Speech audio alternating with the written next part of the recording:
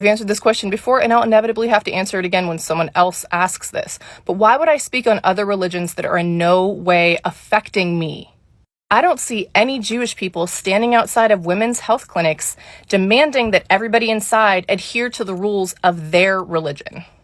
I don't see any Muslims picketing grocery stores for selling bacon because they can't eat it, and therefore no one else should either. I don't see any Hindus on our Supreme Court dictating what women can do with their bodies. Wiccans have never committed mass genocide of the indigenous of our country. Do you see any neo-Nazi Sikhs? Because I sure don't. I've never had a Buddhist knock on my door and bother me to try and proselytize their religion at my home. That's the thing about religion. If something is against your religion, that means, sorry, that's against my religion. I can't do that. But you see, what Christians do is say, I'm sorry, that's against my religion. You can't do that.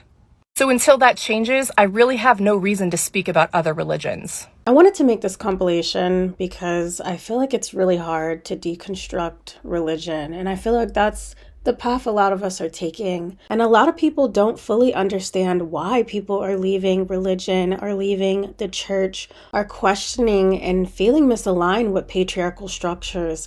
I think it's really important to understand different perspectives. So even if you are a part of a religion, if you do feel like this isn't something you can relate to, it's important to understand other people. Even if you don't agree with them, you don't have to agree with people to understand them and have love and compassion. There's too many people demonizing those that they don't understand. And it needs to stop if we're going to move forward as a collective and see a positive change in the world that we live in the future. It's so easy to just dismiss people and say that they're demonic and dismiss other walks of life and say that they're all bad. And that is a lazy way of seeing and handling things. And it should no longer be normalized. This is the same mentality that causes genocide. This is the same mentality that killed villages of women who were healers and shamans. This is the same mentality that kills races of people, and it needs to stop. There is nothing okay about it. I have no problem with religion or religious people. I have a problem with people who make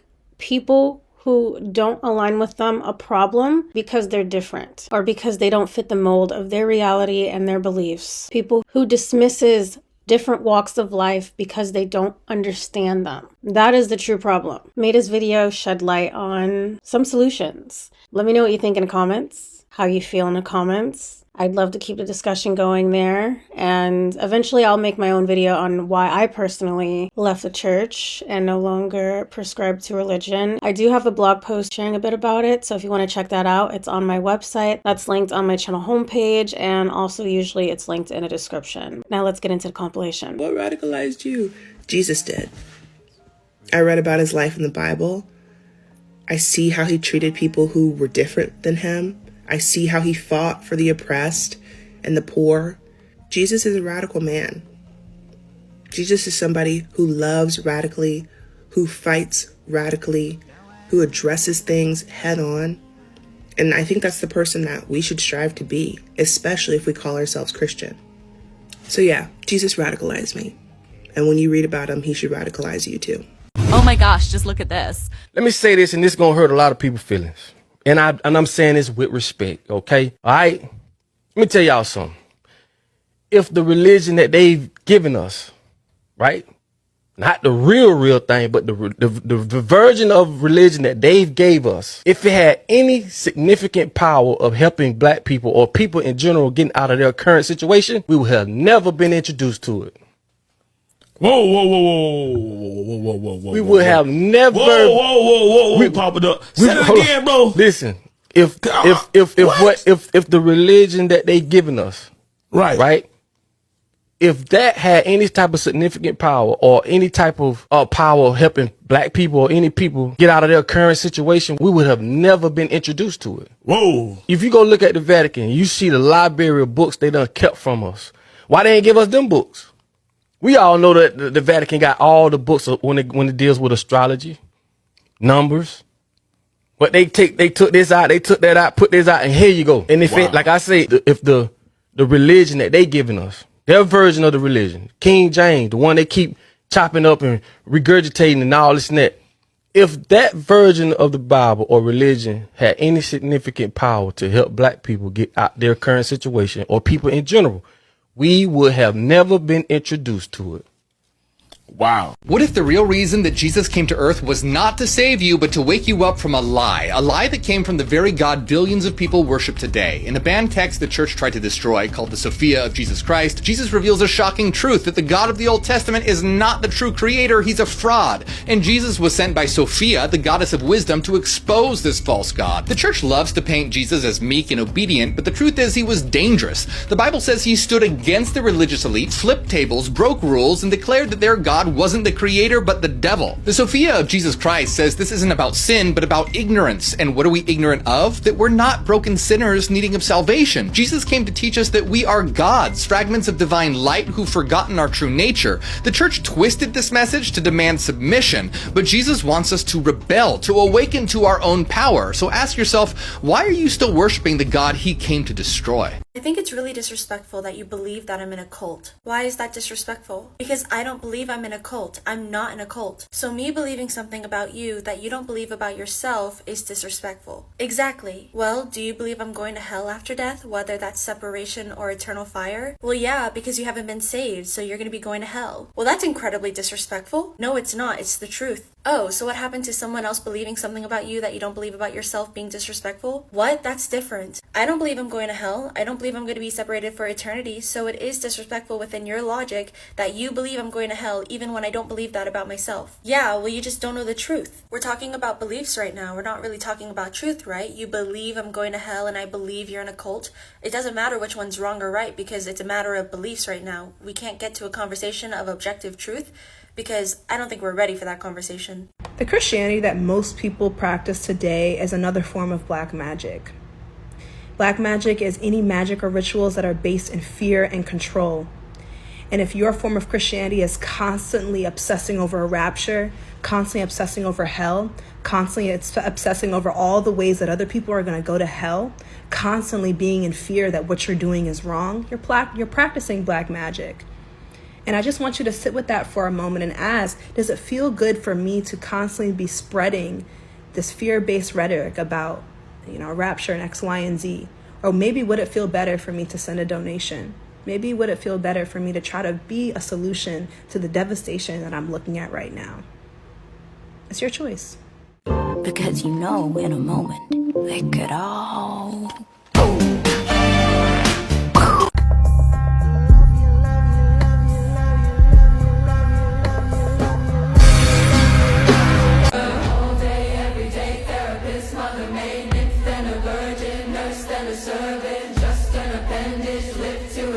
Why do you think they labeled Mary Magdalene a prostitute? Mary Magdalene is notoriously known as the prostitute that found Jesus once he rose.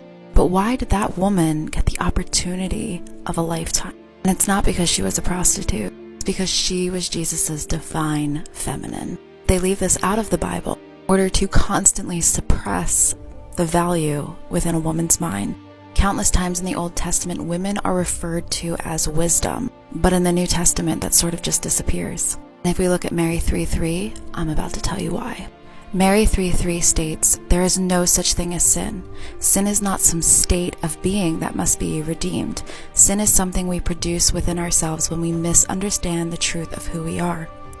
When we forget that we are not just human, we are not just this ego assailed with constant needs and desires. We are not just this body, but also the soul that inhabits it while we're alive. Sin comes from forgetting and is remedied by simply remembering that messy truth that we are both a soul and an ego." So many answers just in one paragraph, and I can see why the people who created the Bible were so stirred up by it. This is why I want to know. Mary's teaching was that true power resides within, that the divine spark resides within us, each of us. So it's like you don't need a church or another person or a guru or a pastor to connect you to God or what tell about you. A designated relationship? Or a shepherd. An Elijah. What about an Elijah? An Elisha. You don't need none of it. None of it. So like her point, Megan Watterson's point was, how can you create an institution where you can control people if they don't need you to have access to divinity? That's what churches do is they threaten you're going to go to hell if you aren't saved. And if you don't, like, you need us to access God. Okay, I'm sorry. That's against my religion. You can't do that. I think about this a lot and why this argument, as correct as it is, does not work on Christians. And it's because their religion is to save everybody. And they're told that when they go out and try to save everybody and tell them the truth about God's word, that when they get pushback, it's because Jesus experienced suffering too. And Christians who are doing God's plan are going to suffer just like Jesus suffered. So this pushback, that's us telling them, stop trying to force your religion on us.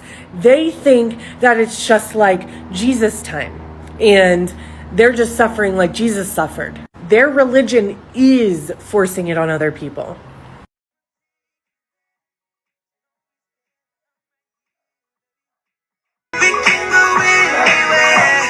Can we talk about how absolutely uncool and traumatizing that is? Like, genuinely, I hope nobody ever does that. Regardless of what your view on the Christian faith is, a lot of people that grew up in the church have very intense religious trauma. Like, my chest currently feels tight just talking about this and seeing that video. I mean, that would literally be the same thing as, like, forcing your friend to be around somebody that you know essayed them. And this is kind of my problem with a lot of people who call themselves Christians. They do a lot of things in the name of helping that are incredibly harmful. One of the major beefs I have with the church, whether you're Catholic, Christian, whatever, I've seen it at Mass and at just Christian church, is that their message always contains the words, "You are not worthy." And this is so problematic on many levels. But on a basic level, what's happening is that these people are internalizing feelings of shame and guilt because they are literally being raised on the idea that they are not worthy. And so they end up thinking that they are meant to live a life of suffering, and that couldn't be further from the truth. In this life, you are meant to follow your highest passion and what brings you the most excitement. And this is one of the main reasons that I've tried repeatedly to go to church again throughout my life, but I cannot get on board with this message. And I am not on board with this messaging getting out to people in our community. As Bashar said, quote, "If you weren't valuable, you wouldn't exist."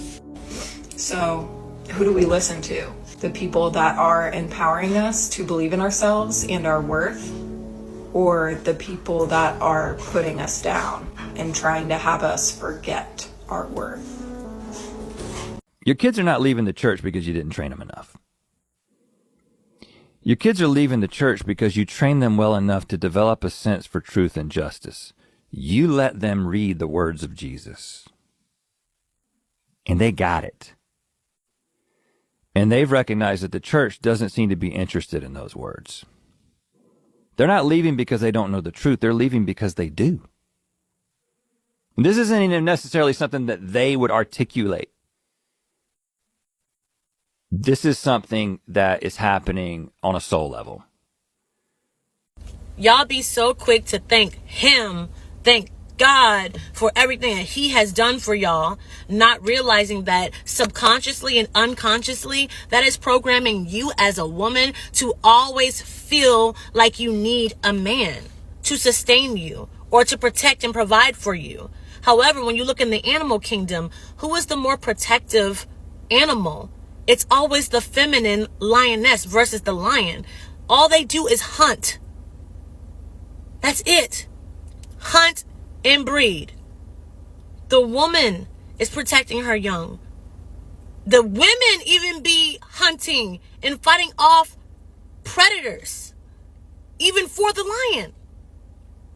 It's not the other way around. Y'all got the game fucked up. Think about life. The most love that someone has ever showed you, I bet it came from a woman. And some of you guys, unfortunately, don't have really great mothers. I would suggest that you heal that. But I bet you, when you allow a woman to love you correctly, the most love you're going to have is from a woman. It's never a man. Ever. Your father will leave you. Your mother stays true. Believe that. All right? Your father will leave you. Your mother stays true. When you have a good mom. All right? That's not even, this is theory, okay? Some of y'all have toxic moms and y'all need to heal that and work that out. All right? But stop reverencing some sort of sky daddy and start reverencing the divine mother. Look how Mother Earth sustains us every single day, and we destroy Mother Earth. You guys are littering, cutting down her trees. Think about the animals. Animals are dying off because they no longer have life to sustain them anymore. Ozone layer getting destroyed. Tectonic plate shifting because you're not taking care of the mother. And she's sustained life for millions and billions of years. Or however long we've been here. It's much longer than you actually think you've been here. Okay? And she still sustains us. But you don't appreciate her. Because the feminine aspect of life is always overlooked. Always undervalued. And always underappreciated. And the reason why you're so stuck on that toxic man is because you are always reverencing a masculine God instead of reverencing the feminine quality of God, the feminine essence. That when you reverence the divine mother, you're going to be more in tune with your intuition, your spirituality, your empathy, your unconditional love, your friendships, your children, your abundance. You're going to create a more abundant life. You are the garden, baby. You are the garden. But Christianity has taught you that women are the cause of destruction. That there's a Jezebel. And please don't even believe what you hear about a Jezebel spirit. Oh, the Jezebel is sexually manipulative. This is da-da-da-da-da-da. Do you really believe that? Question everything that a man or patriarchal society has ever told you about women. Oh, women are manipulative in this. Are we? Because it seems like the people that are really doing most of the manipulation are men. The people that are destroying the world are men leaders. Okay? Men. But women can't lead? Oh, because we're too emotional? Maybe the world needs more love instead of more fighting and more grudges. The divine feminine will teach you how to forgive when you're in tune with her. So I stand on what I said. All hail the divine mother. And your life will continue to suck because you don't even see the value in yourself, because you keep on reverencing and worshiping a masculine God. And that's not even who you see when you look in the mirror. That's why some of you guys are always conditioned to only appreciate masculine energy. We gotta hustle. We gotta get the bag, but you don't even like rest. We gotta do this, money, ego, da-da-da-da-da. We fly, this, da-da-da-da-da. You don't even see that you're special just in who you are. You don't gotta do nothing, baby. All you have to do is exist. Because Mother Earth, she just exists and she's beautiful. Go outside and look at them stars. Go outside and talk to them trees. She is beautiful just as she is. She doesn't have to do anything. She just exists. Just exists. Just exists. So yes, I'm going to continue to reverence the divine mother and allow the divine mother to guide me and lead my life, because worshiping a masculine God has only led me to destruction and feeling confused within myself. And that is all. But religion is masculine. This is why they tell you that God is a man, because masculine mind, it actually blocks you from your heart. Christianity was 100% written by men for men. It's amazing when some Christian women are not able to connect the dots when they say all men wrote the Bible and they also write about men being closer to God, being above women. That is not a coincidence. That didn't just happen. If all men wrote the Bible, they're going to be writing it in favor of themselves. That is not a far-fetched thing to say. That's why I say things like equality and feminism don't go with Christianity. And a lot of Christian women get upset when I talk like this, and if that is the type of life you want to live below your husband, that's fine. I'm not saying you're not allowed to live that way. But I personally am not okay with being seen as a second-class citizen, as being less than. I'm also not okay with the kind of relationship that breeds. Because I want a partner, somebody who makes decisions with me,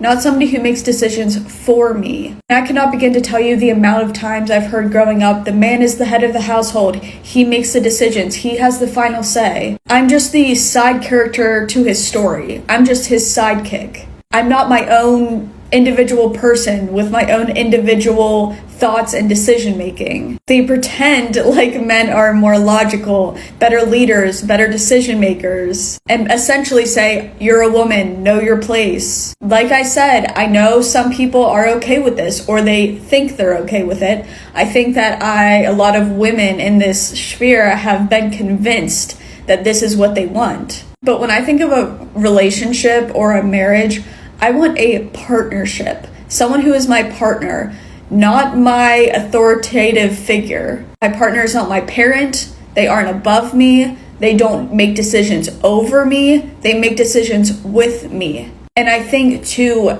pretend like they are above you and pretend like they are smarter, more logical, closer to God than you is doing yourself a disservice. Out of all the comments on that video, this is the one that I felt the most compelled to respond to because it is 110% accurate. And honestly, it didn't really click for me until you said this, so thank you.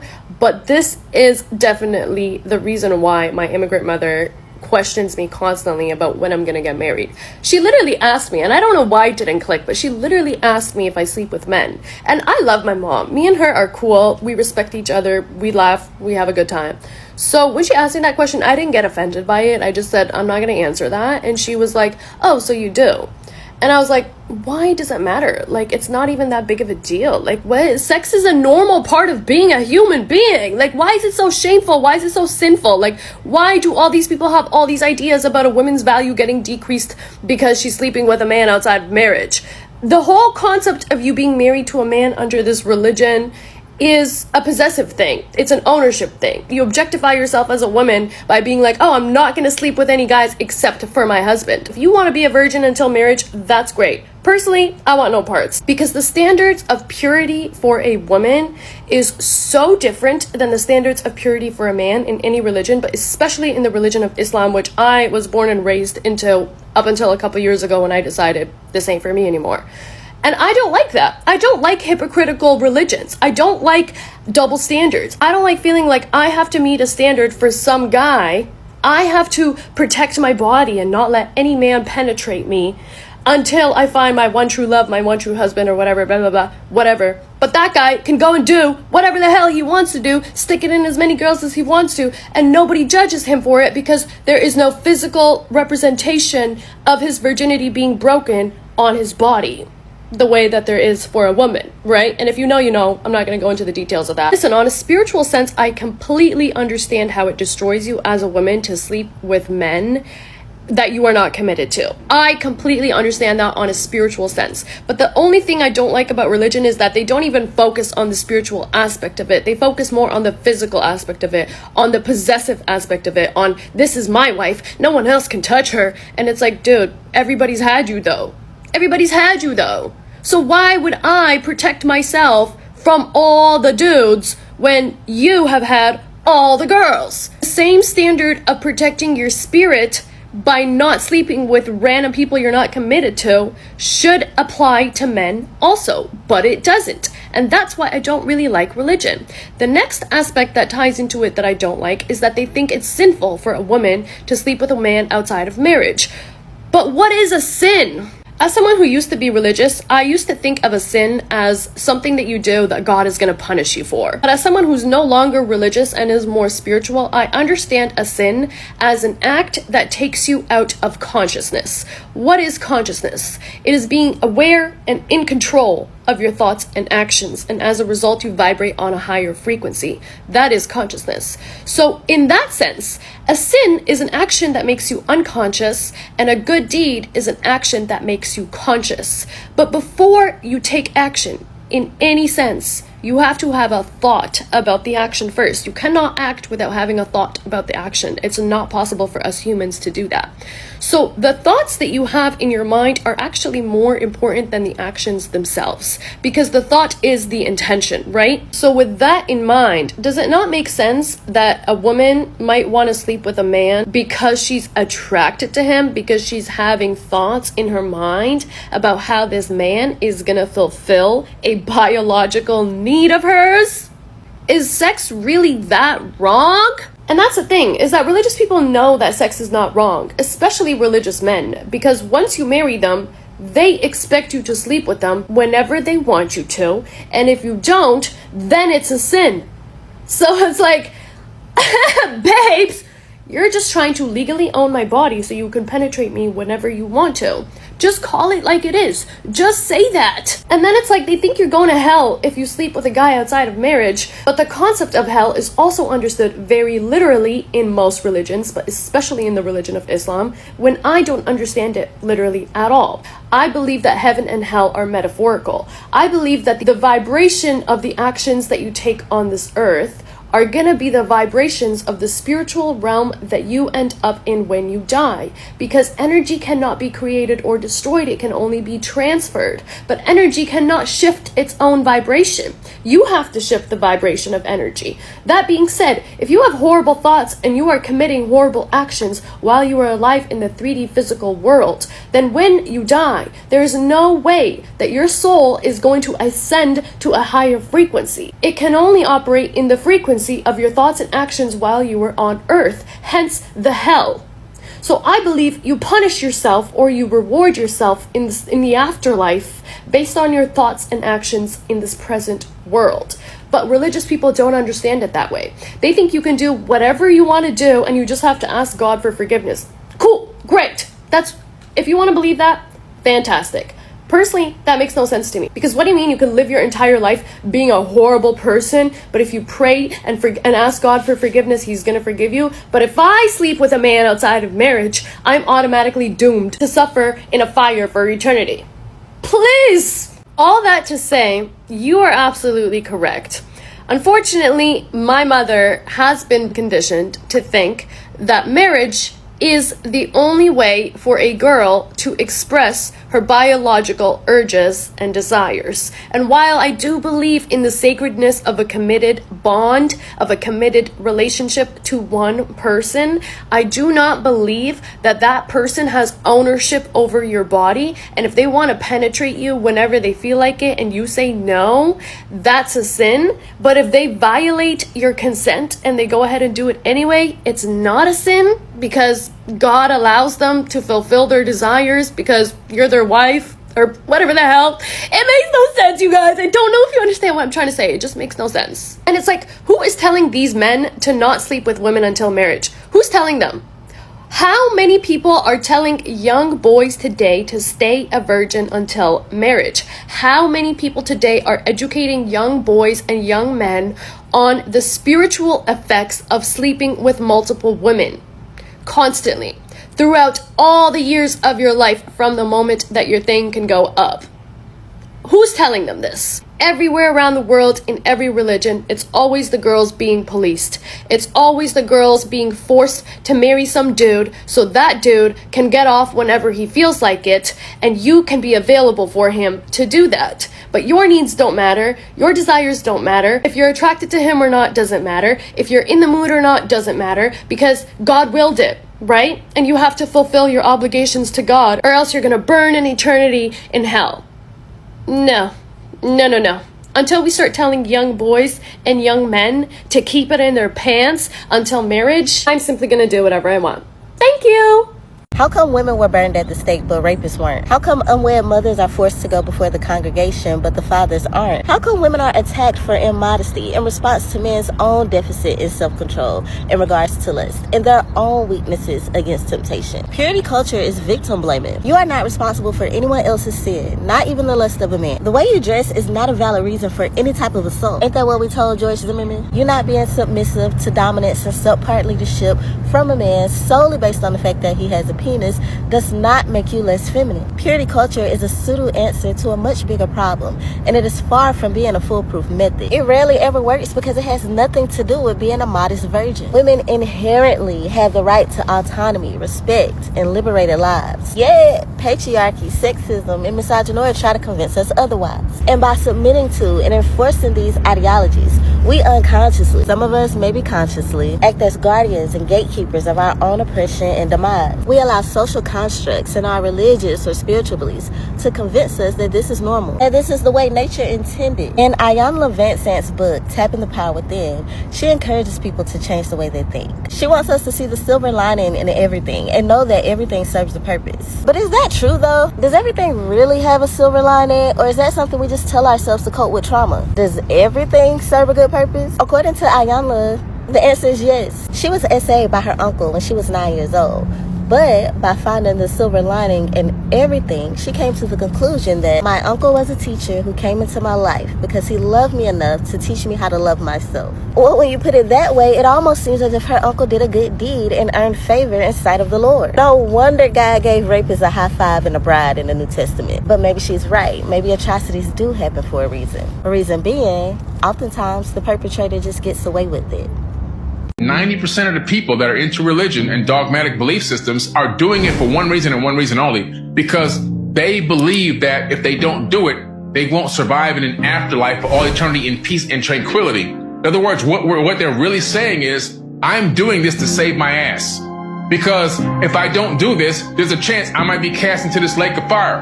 So what it proves to me is, there is no true, real love for these entities and these beings that they're worshiping and praying. It's fear. It's pure, unadulterated fear. That's what it really is. And because of that, they've grabbed onto this thing so tight they don't want to release it, because the fear of this lake of fire and this damnation has got a grip on them, and they've given that to their kids, and their kids are giving it to their kids, and so forth and so on. And that's the real reason. I keep coming on the internet crying and screaming because I just want someone to validate the idea that I'm not crazy for thinking that the abuse and oppression in the Bible is okay. Like, it's not just. I want someone else to externally validate me that I'm not fucking psychotic for fucking thinking that this is not okay. Like, I don't understand this world, guys. I don't understand any of it. I don't understand how people think that what they've been taught is all that there is to know. That everybody else is wrong and they're right. I can't begin to describe to you how valid your emotions and thoughts and feelings are about this topic. I was getting very emotional the first time I watched this video because it reminded me a lot of my deconstruction and how crazy I felt at the beginning of it. I felt like I was going crazy because, like her, I started reading through the Bible and I started really digging deep into things, and I realized how messed up a lot of it was, and nobody else around me seemed to think the same thing, and it felt like I was going crazy. I was told that things that are obviously not okay and things that really hurt people were fine, and it was good, and it was just. And I started realizing things like abuse of power, manipulation, fear, like she was talking about.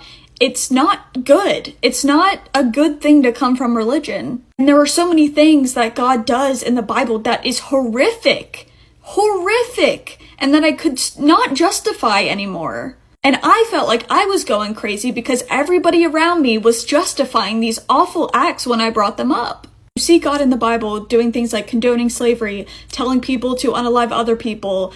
He's unaliving people. He's unaliving children. He's even petty enough to let a whole family die to win a bet with the devil. And there's so much more, but I remember reading these stories and being like, how did I ever think that this was good? How did I ever think that this was just? And the only reason I thought it was good and just is because that's what I was indoctrinated to believe. So when I got older and started reading and thinking for myself, I felt betrayed. So the emotions that this person is feeling from this deconstructing is completely normal and something I went through, and I think a lot of people went through. It's horrifying, it is stressful, it just can cause so much grief. To the girl in the video, you are not alone. There's a huge community on TikTok about deconstructing and for deconstructing. There are a lot of people who have been through what you are going through right now. And I promise you, I know that this is extremely hard, but I promise you, your feelings are valid and you are not going crazy. Wait, why does God need blood sacrifices to forgive sin? That doesn't make any sense. Wait, does he need them or does he want them? Either way, that's weird. Wait, hold on. Yeah, does God want blood sacrifices to forgive sin? So was that like a cult thing? Or wait, so she was married to Joseph, but she was still a virgin? Oh, she was betrothed. Okay, for sure. Wait, didn't you get betrothed at like 12 back then? Wait, so how was Mary when God put a baby in her? Wait, Lot said to do what to his daughters? Are we supposed to be reading this in school? Wait, his daughters did what to him? Wait, no, right here they're sacrificing goats for forgiveness. Wait, they're sacrificing goats to forgive sin, right? Is that like what? Is that like a cult thing? Nah, it's weird that they wrote only begotten son right here when it took no effort for him to make them. Like he could just make more whenever he wants to. Why did they write it like that? Wait, this list of stuff you can't do is long as fuck. You can't eat pork or get tattoos or wear mixed woven fabric. Why slavery not on here? No, I'm reading it, but is it still a sin if God's doing it? Oh, it's not a sin when he do. All right, is it a sin when he tells someone else to do it? No. So what makes a sin a sin? I don't eat the flesh of the Son of Man and drink his blood. Wait. So, all right, so this like symbolic eating of the flesh of man, drinking his blood thing is that like a cult thing? Oh, listen to this Bible verse that speaks on people that don't believe in God. I'm in the book of Psalms. It reads, "Only fools say in their hearts, there is no God. They are corrupt and their actions are evil. Not one of them does good." It explains down here in the study Bible, the true atheist is either foolish or wicked foolish because they ignore the evidence that God exists, or wicked because they refuse to live by God's truth. We become atheists in practice when we rely more on ourselves than on God. The fools mentioned here are aggressively perverse in their actions. To speak in direct defiance of God is utterly foolish according to the Bible. Amen. Okay, now we are going to read from my religious text, and this comes out of the book of Charles Entertainment Cheese. The first verse says, "Saying anyone outside of your religion cannot be good and instead are evil comes from a place of ignorance and lack of critical thought." Verse 15, "Stating that people who do not believe in your specific deity are foolish when you have no proof of your claim is baseless, illogical, and irrational. Demonizing others for simply not believing in your deity is harmful, hateful, and does not come from a place of reason or logic. And to be real, it's just not very cash money." Sorry, this one's kind of hard to see. "Never forget that demonizing people who are different than you and believe different than you is the reason that harmful acts such as genocide happen. Period." I said Christianity would be considered paganism if it weren't a part of the top 3 religions, because that's quite literally what it means to be pagan. And the only reason y'all are a part of the top 3 religions is because y'all murdered the competition and y'all got mad like I said something wrong. But most of y'all don't even know where the demonization of witchcraft came from. It's not even a part of the original text of the Bible. What? It was added at a later date like most things were for the sake of control. Colonizers started exploring places like the mystery schools and different tribes, noticing that they had different practices and abilities and powers that they did not have. And how do you destabilize power? You demonize any power that you can't control. Sounds a lot like these here United States, one nation under God, until you ask whose God y'all are talking about. Now we have beef. So after showing y'all the crystals were never demonized in the Bible yesterday, y'all were fighting for your fucking lives talking about, but the way witches use them is a sin. God told Aaron to put crystals in his breastplate, the armor of God for the sake of protection. We too wear the armor of God for the sake of protection. Witches believe that the healing comes from the crystals, and we know that they're just tools and God has all the healing powers. We too believe that the Creator created the crystals to carry the healing properties we believe that they contain. See how we're both saying the same thing? You just think your shit sounds better? Before you speak on something that you do not understand, I highly recommend that you shut the fuck up first. Religious trauma is not about if you were forced to go to church or not. It's about the things we were taught when we were in church, and for most of us outside of it as well. Like young children being taught that they are born desperately wicked, and that somebody has to die in a very graphic, violent manner in order for their awful sins to be redeemed. Religious trauma is caused when 12-year-old girls are taught that their value as a woman lies in their ability to protect men from their bodies. Religious trauma is caused by people experiencing abuse at the hands of spiritual leaders in their lives, like the countless victims of sexual assault at the hands of priests and youth pastors and other leaders. Religious trauma is caused when you're a young child laying awake in bed at night, saying a prayer over and over again in hopes that you don't see a demon or somehow end up accidentally going to hell. That fear lives in your body and stays there until you deal with it someday when you're older. Religious trauma is a legitimate mental health issue, and when you invalidate that, you are protecting abusers. Witchcraft is a colonial, white supremacist, Catholic, oppressive word used to demonize women who were connected to their bodies, to their sexuality, and to their wombs, and to their power. And it worked. Because for the last thousands of years, we have learned that being connected to our bodies was wrong, was bad. Having traditions and rituals and ceremonies were barbaric. We have been totally and completely brainwashed by white supremacist colonial order to believe that being in connection with the earth and being in connection with our wombs was barbaric and of the devil. And it worked because a lot of women actually believed that. They were the ones who this information was beaten into so they can implant and imprint into our genes so that we can pass down this distortion, this manipulation, and this lie to our descendants so that the oppressor no longer has to work to manipulate us. It is happening within our own lineages. If witchcraft means I am connected to my power, if witchcraft means I'm connected to my voice, if witchcraft means I'm connected to my womb, if witchcraft means that I am going to live in my truth, that I'm going to share my medicine and my gifts, then so be it. Whatever the thing that witchcraft belongs to that is demonizing it, I don't want it. I don't want to be a part of it. Demonizing women as witches so that they can burn them alive was a way to control women and keep us subjugated and asleep and repressed and oppressed and literally walking as zombies on the earth, not knowing who and what we truly are.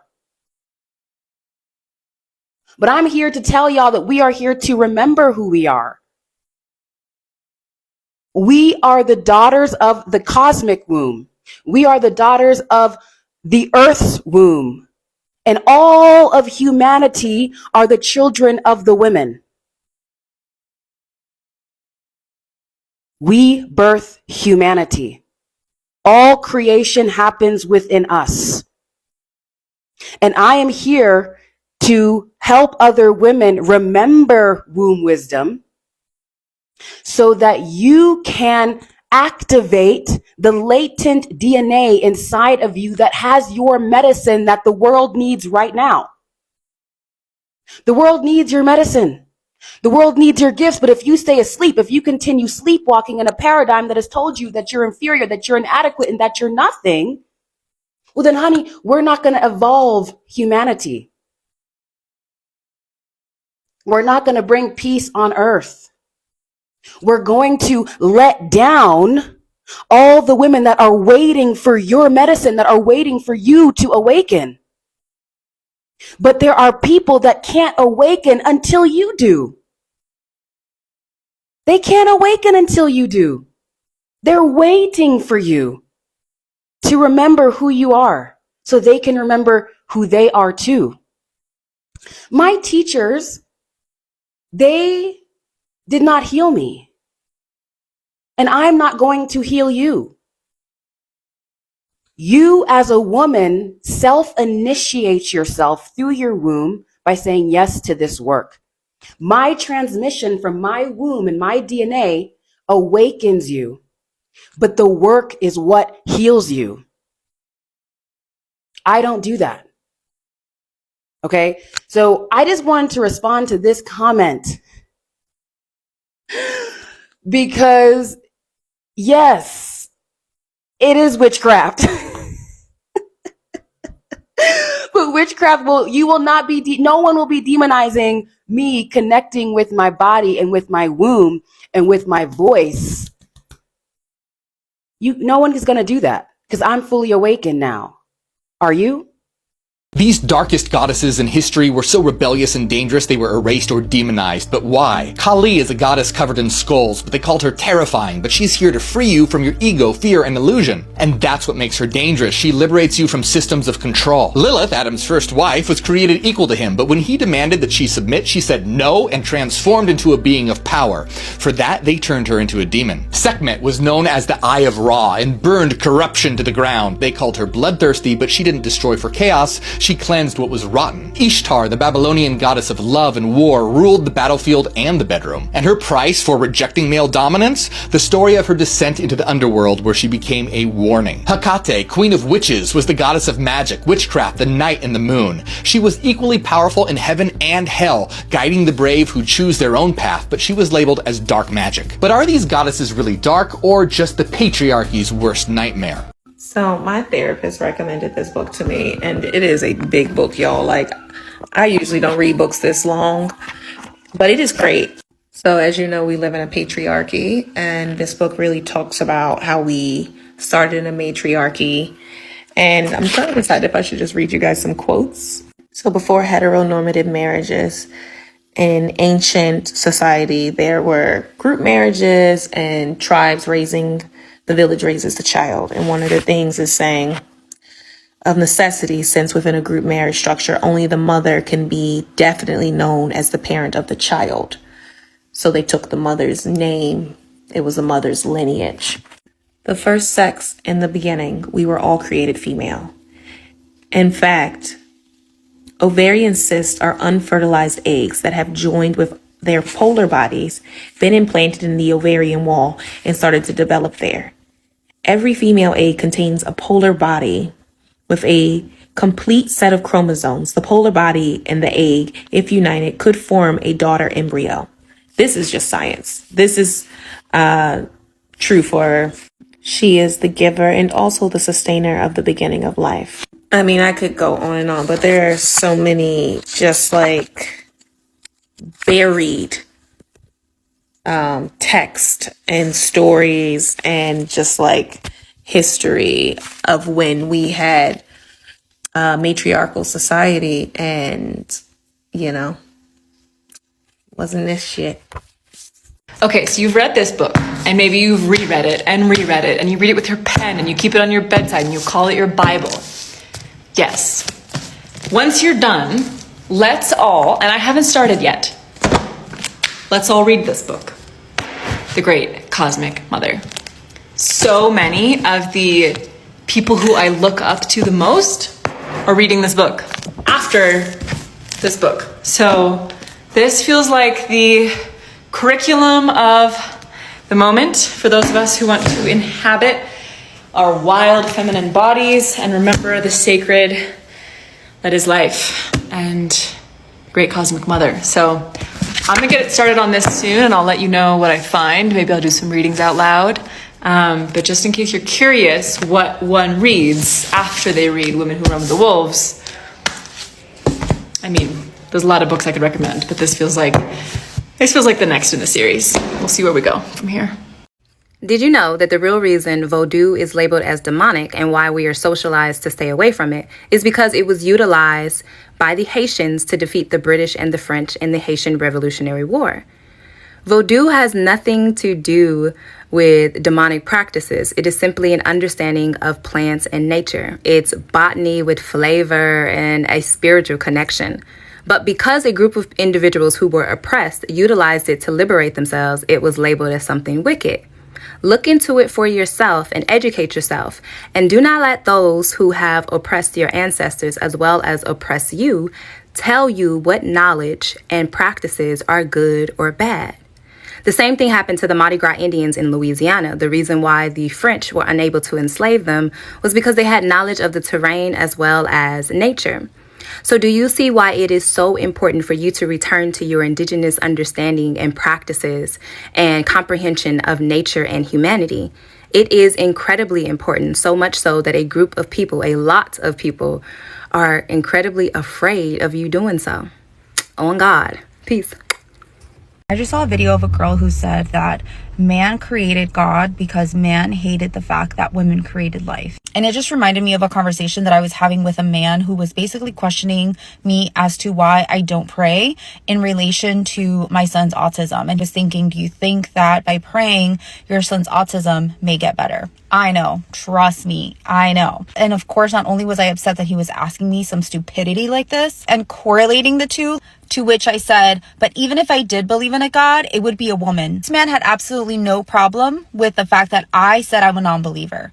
The second that I said that I think a God is a woman, he lost his mind. Immediately the smile on his face went away, and his first question was, why would you believe that God is a woman? And I said, why would you believe God is a man? Aren't women creators of life? Wouldn't you think that the God that you choose to believe in is a woman? And then I said, of course, your God is a man, because look at the state of the world at which we're in. It's pure chaos. Only a man would create chaos such as this. He was so flabbergasted, and it gave me such joy to see this man's smirk completely fade away at the thought, at the mention that a woman could be a God. Let's talk about what the word witch really means and how they have demonized it in society and how it's impacting us until this day.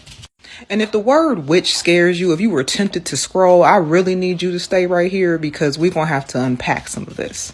You see, witches were nothing more than medicine women who knew how to work with the earth, because back in the day, it wasn't no Walgreens you can just pull up at. If you were sick, then your ancestors went and they grabbed castor oil, they grabbed herbs, they grabbed mint, they grabbed rosemary, they used sprouts, and they used these things to be able to nourish your body from the inside out, so you wouldn't need to go and seek and look and say, hey, somebody help me, because usually your grandmother, your mother's, or your mother's mother knew what to do for you.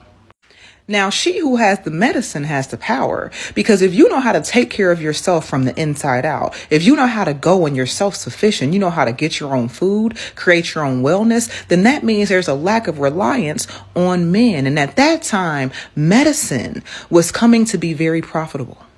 So as males in medicine begin to rise, they begin to notice, hey, these women are not coming to us. They're supporting each other. They're within their own circles. They're having babies without us. They are taking care of themselves without us, and they can make their own money selling these tonics and herbs without us.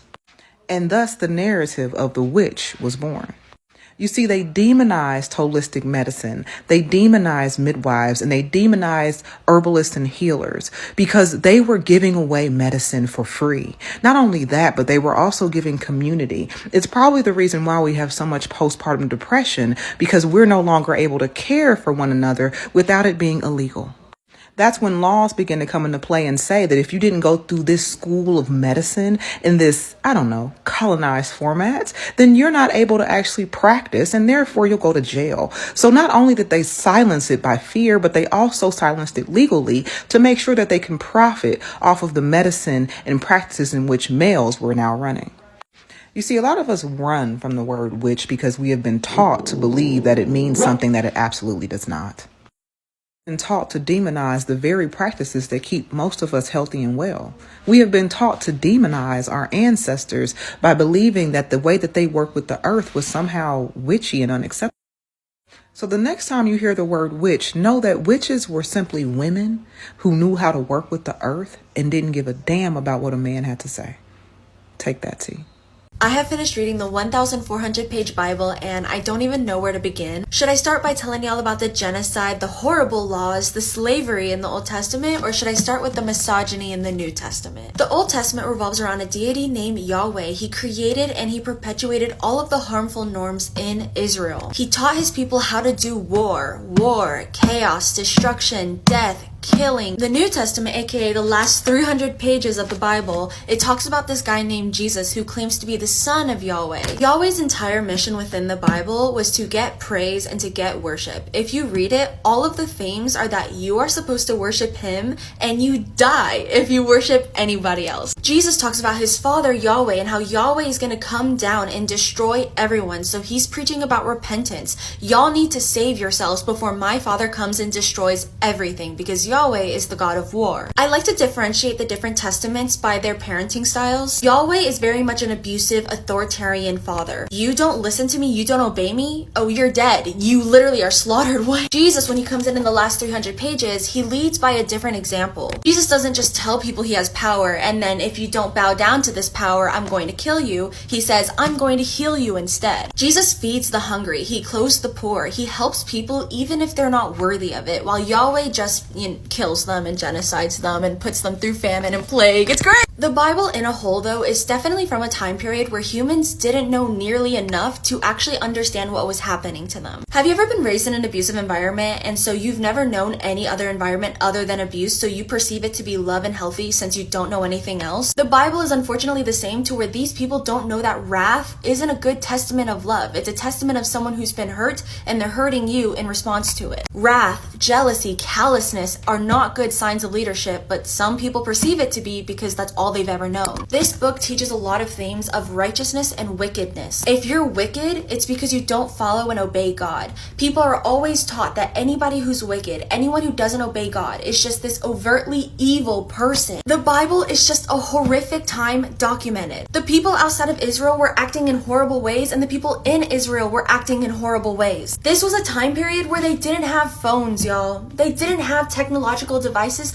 to where they could learn things. They only knew what their environment taught them. Of course they were stupid, ignorant, and harmful. They perpetuated ideologies that God was teaching them. All they were taught was war, so of course all they knew was violence. People love to use this argument about free will, and people were so evil because they had free will and they sinned and ate the apple of knowledge of good and evil. It was the knowledge of good and evil. They would have been good and evil, they just wouldn't have been knowledgeable. They would have been ignorant to their own good acts and their own bad acts. They wouldn't have known because they wouldn't have had the knowledge. It's not like they created good and evil, they just became knowledgeable of it. We have free will in our nowadays times. This was 2,000, almost 3,000 years ago, depending on the New or Old Testament. Why was life worse whenever humans had free will and were being reigned by the most powerful God in the world? But it's better now that we still have free will and we've been able to educate ourselves and have more compassion and empathy. There are some countries in the world where they're shutting down prisons and people are actually able to have free healthcare, free education, and actually have housing without any type of stress. Free will has always existed. We've always inherently had free will. It's just that God wasn't a good leader and you've been taught to think otherwise. Good leadership is knowing whenever a consequence is going to be efficient and whenever it's going to teach the lesson the person is lacking. If your intention is to have a disgustingly unwise, obedient society,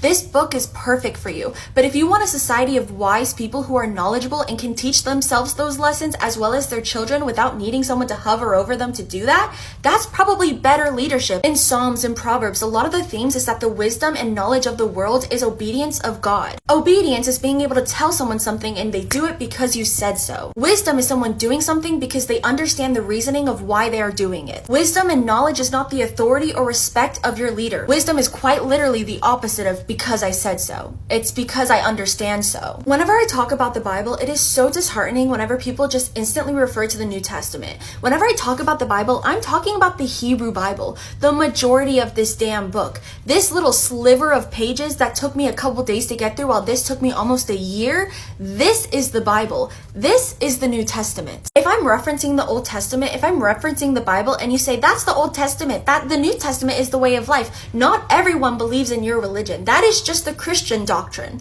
The Christian doctrine is the one that believes in the New Testament. Christians don't own this book. Let's also talk about how Yahweh has no regard for people's free will. In certain parts of the book, he hardens kings' hearts so that way they go to to war with Israel, so that way Israel can take all of their belongings and all of their land. God has all of his people, the Israelites, kill children, kill infants, kill women, kill pregnant women. It's fucked. I think we both can agree that people killing their children for their gods and sacrificing them to their gods is horrible, but why can't we agree that killing children as a product of war is also just as evil? Or is it because it's war, so that justifies it? Because war is the most mature way of handling conflict. God is timeless, but he hasn't been able to find a way how to handle conflict without war? That really says something if he's an eternal God. At one point in the book, he also has King David make a decision, because King David counted his soldiers. Let's take a moment of silence with that. He counted his soldiers, and he didn't blindly trust God.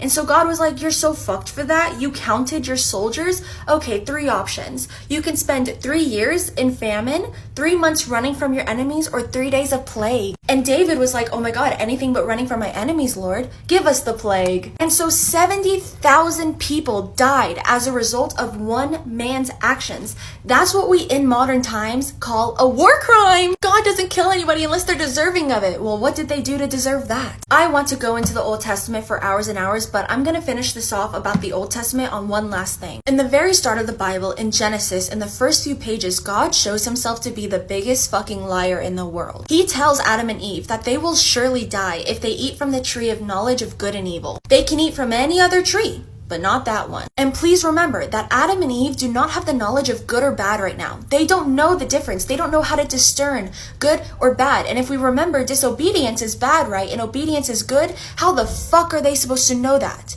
How are they supposed to know that obedience is good and disobedience is evil if they don't have the knowledge of good or evil? The serpent starts to tell Adam and Eve, if you eat from this tree, God knows that you will not die, but you will become like him, knowing good and evil. God even confirms this after they eat from the tree, being like, oh my God, they're now like us, knowing good and evil. We cannot let them eat from the tree of life because then they'll live eternally. They weren't eternal before because they hadn't eaten from the tree of life. In general, the Old Testament is just really bad, and obviously it's history. It's bound to be bad. What did you expect? I just didn't expect God to be the one commanding a whole lot of the violence that was happening. The New Testament is really admirable, at least the Gospels, talking about Jesus. I love a lot of Jesus' actions, and I can get behind a lot of them. But most of it is just Paul's doctrine. It felt like reading fan fiction that Paul was reading, even though he had never met Jesus before. But to conclude this video, to conclude this series, please just read the Bible. I don't want you to give a fuck about my opinions. I don't want you to give a fuck about my interpretations. I'm a silly little girl who read it. I'm stupid. Read it yourself.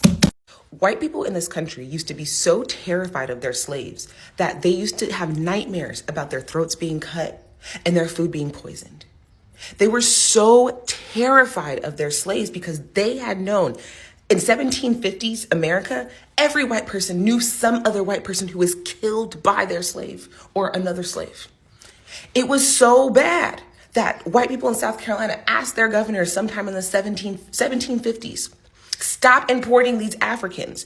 We might die. What's going on in the Caribbean in the 1750s? A lot of white people were dying all the time because of because the African slaves outnumbered the white settlers. And the South Carolina governor said to them, we might die, but we're making too much money. You might have to be comfortable with death. Our ancestors did not take shit. They just did not write the history books. What's a historical fact that you had to learn on your own and not in school? So I recently visited some of the slave castles in Ghana, and I was sick to my stomach. About 100 to 150 people were forced into these slave dungeons. Once they reached the slave dungeons, the human waste that they had to sit in and stand in was about knee deep. And when I say human waste, I mean the poop, the pee, the throw up, the blood, the menstrual blood. All of that they had to stand in, and everything else that comes out of the human body. Not only that, they had to breathe in and inhale all of those toxins because there was no ventilation in those dungeons. Mind you, they weren't just sitting in there for days or maybe weeks. They were sitting in there for up to 3 months straight. The conditions were so bad that even as I stood there hundreds of years later, I can still smell the human waste. I mean, I was sick to my stomach. Y'all, was people up in there coughing. Those tiny little lines up there, those are not carvings done by an object. Those were done by people's nails digging into the stone wall because they were trying to desperately escape the death dungeon. Men who fought back were put into those death dungeons. And let's say they put about 10 of those men in that death dungeon. They wouldn't pull out the dead bodies until the last person died. That skull and that X represented death. It meant once you went in there, you were not coming back out alive. And also, there were churches built up over these slave dungeons, and as women and men were screaming, these so-called holy people were sitting above them worshiping God. Not only that, they specifically put these churches over the dungeons to represent heaven and HE double hockey sticks. Part 2 will be coming up because what they did to the women was disgusting. Anyone who tells you that the Bible does not endorse chattel slavery either has never read it, doesn't understand it, or is just lying to you. Hey everybody, I'm Dan McClellan. I'm a scholar of the Bible and religion, and the fit for this video is Daredevil. And slavery is not only condoned from beginning to end in the Bible, but is explicitly endorsed in parts of it. Probably the most explicit part is Leviticus 25 verses 44 through 46. Now in this chapter, Leviticus is laying out two different systems of slavery. One for native Israelites, and that's debt slavery. And in Leviticus it is presented in a unique way because debt slaves serve for 49 years.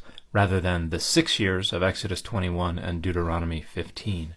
And you're supposed to treat your Israelite debt slave kindly. But then we get to verses 44 through 46, where it talks about the chattel slavery that is reserved for non-Israelites, where it says, you will purchase your slaves from the nations around you, from the foreigners and their families that are living among you. You can buy them, you can pass them on as inheritance. They will be your achuzah, your property forever. And then at the very end it says, but you're not to treat your native Israelite debt slaves harshly or violently like you can your chattel slaves. This is an explicit endorsement of chattel slavery. This is not voluntary. This is not a means of working off debt. This is not a way of preventing captives from mustering a rebellion.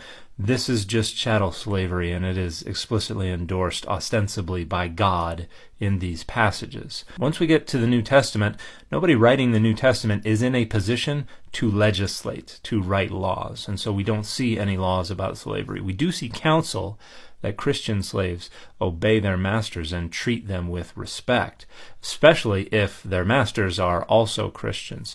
But we don't really see anything that is laying out a system of slavery because they were not in charge of it.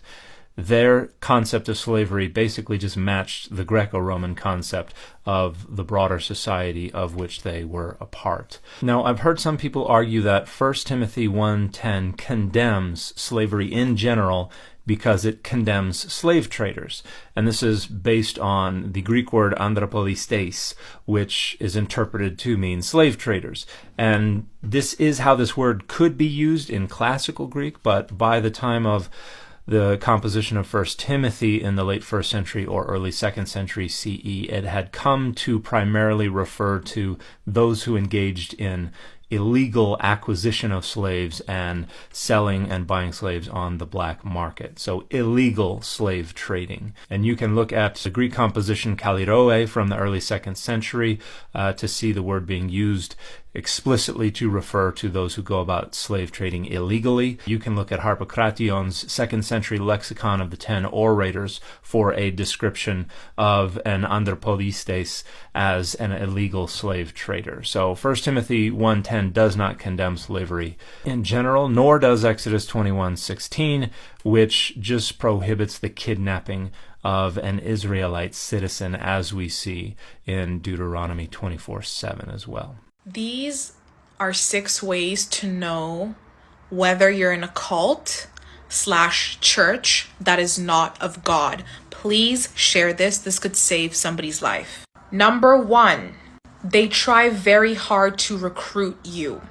For example, if they're very nice or persistent, maybe they get your number or your email and they're constantly texting you. They're being really nice and very, very persistent in the beginning, trying to get you to come to their church, to join one of the group chats. They might even visit you at your house or where you live just to get you to join their church. Not even to just evangelize to you, but maybe to even get you to join their church. and they make it so that you feel bad for wanting to leave or not to join because they've been so nice to you and so persistent. Number 2, fear tactics. There's a lot of fear around leaving the church or speaking badly about the church. There should not be any fear associated with you going to a church or wanting to leave a church. Number 3, control. They try to control you and your life. It's like there are no boundaries. They try to control personal aspects of your life and control what you do. No church should ever force you or control you to do anything. Jesus never forced anybody to follow him. Jesus allowed people to choose whether or not they were going to follow him. He gave people the choice and he allowed people to walk away freely. 4, the pastor is revered. It's almost like the pastor or the leader of this church or cult is put on this high pedestal, almost as if they were a god. They're almost worshipped. And it's like the leader is always going on about how special he is, how different he is to everybody else. Like maybe he hears directly from God and nobody else does. Listen, even if God puts somebody as a pastor or a teacher, they're not more special than you, okay? They're just somebody who in fact has more responsibility to serve you and to lead you and to help you. They're not more special than you. We can all hear the Holy Spirit if we choose to. When you become a born-again believer, a born-again Christian, you have the Holy Spirit in you, whether or not you're a pastor or a member of the congregation. You can hear the Holy Spirit for yourself. It's not just one man that is more special than you. Number 5, the leader of this church/cult will also have some sort of sin in his life, maybe sexual sin or have multiple wives and just not be living in biblical ways. And number 6, the final sign is isolation. They try to isolate you from your family and from those around you and make you feel as though those outside of the church are bad and only the people in the church can be trusted or are righteous or are good.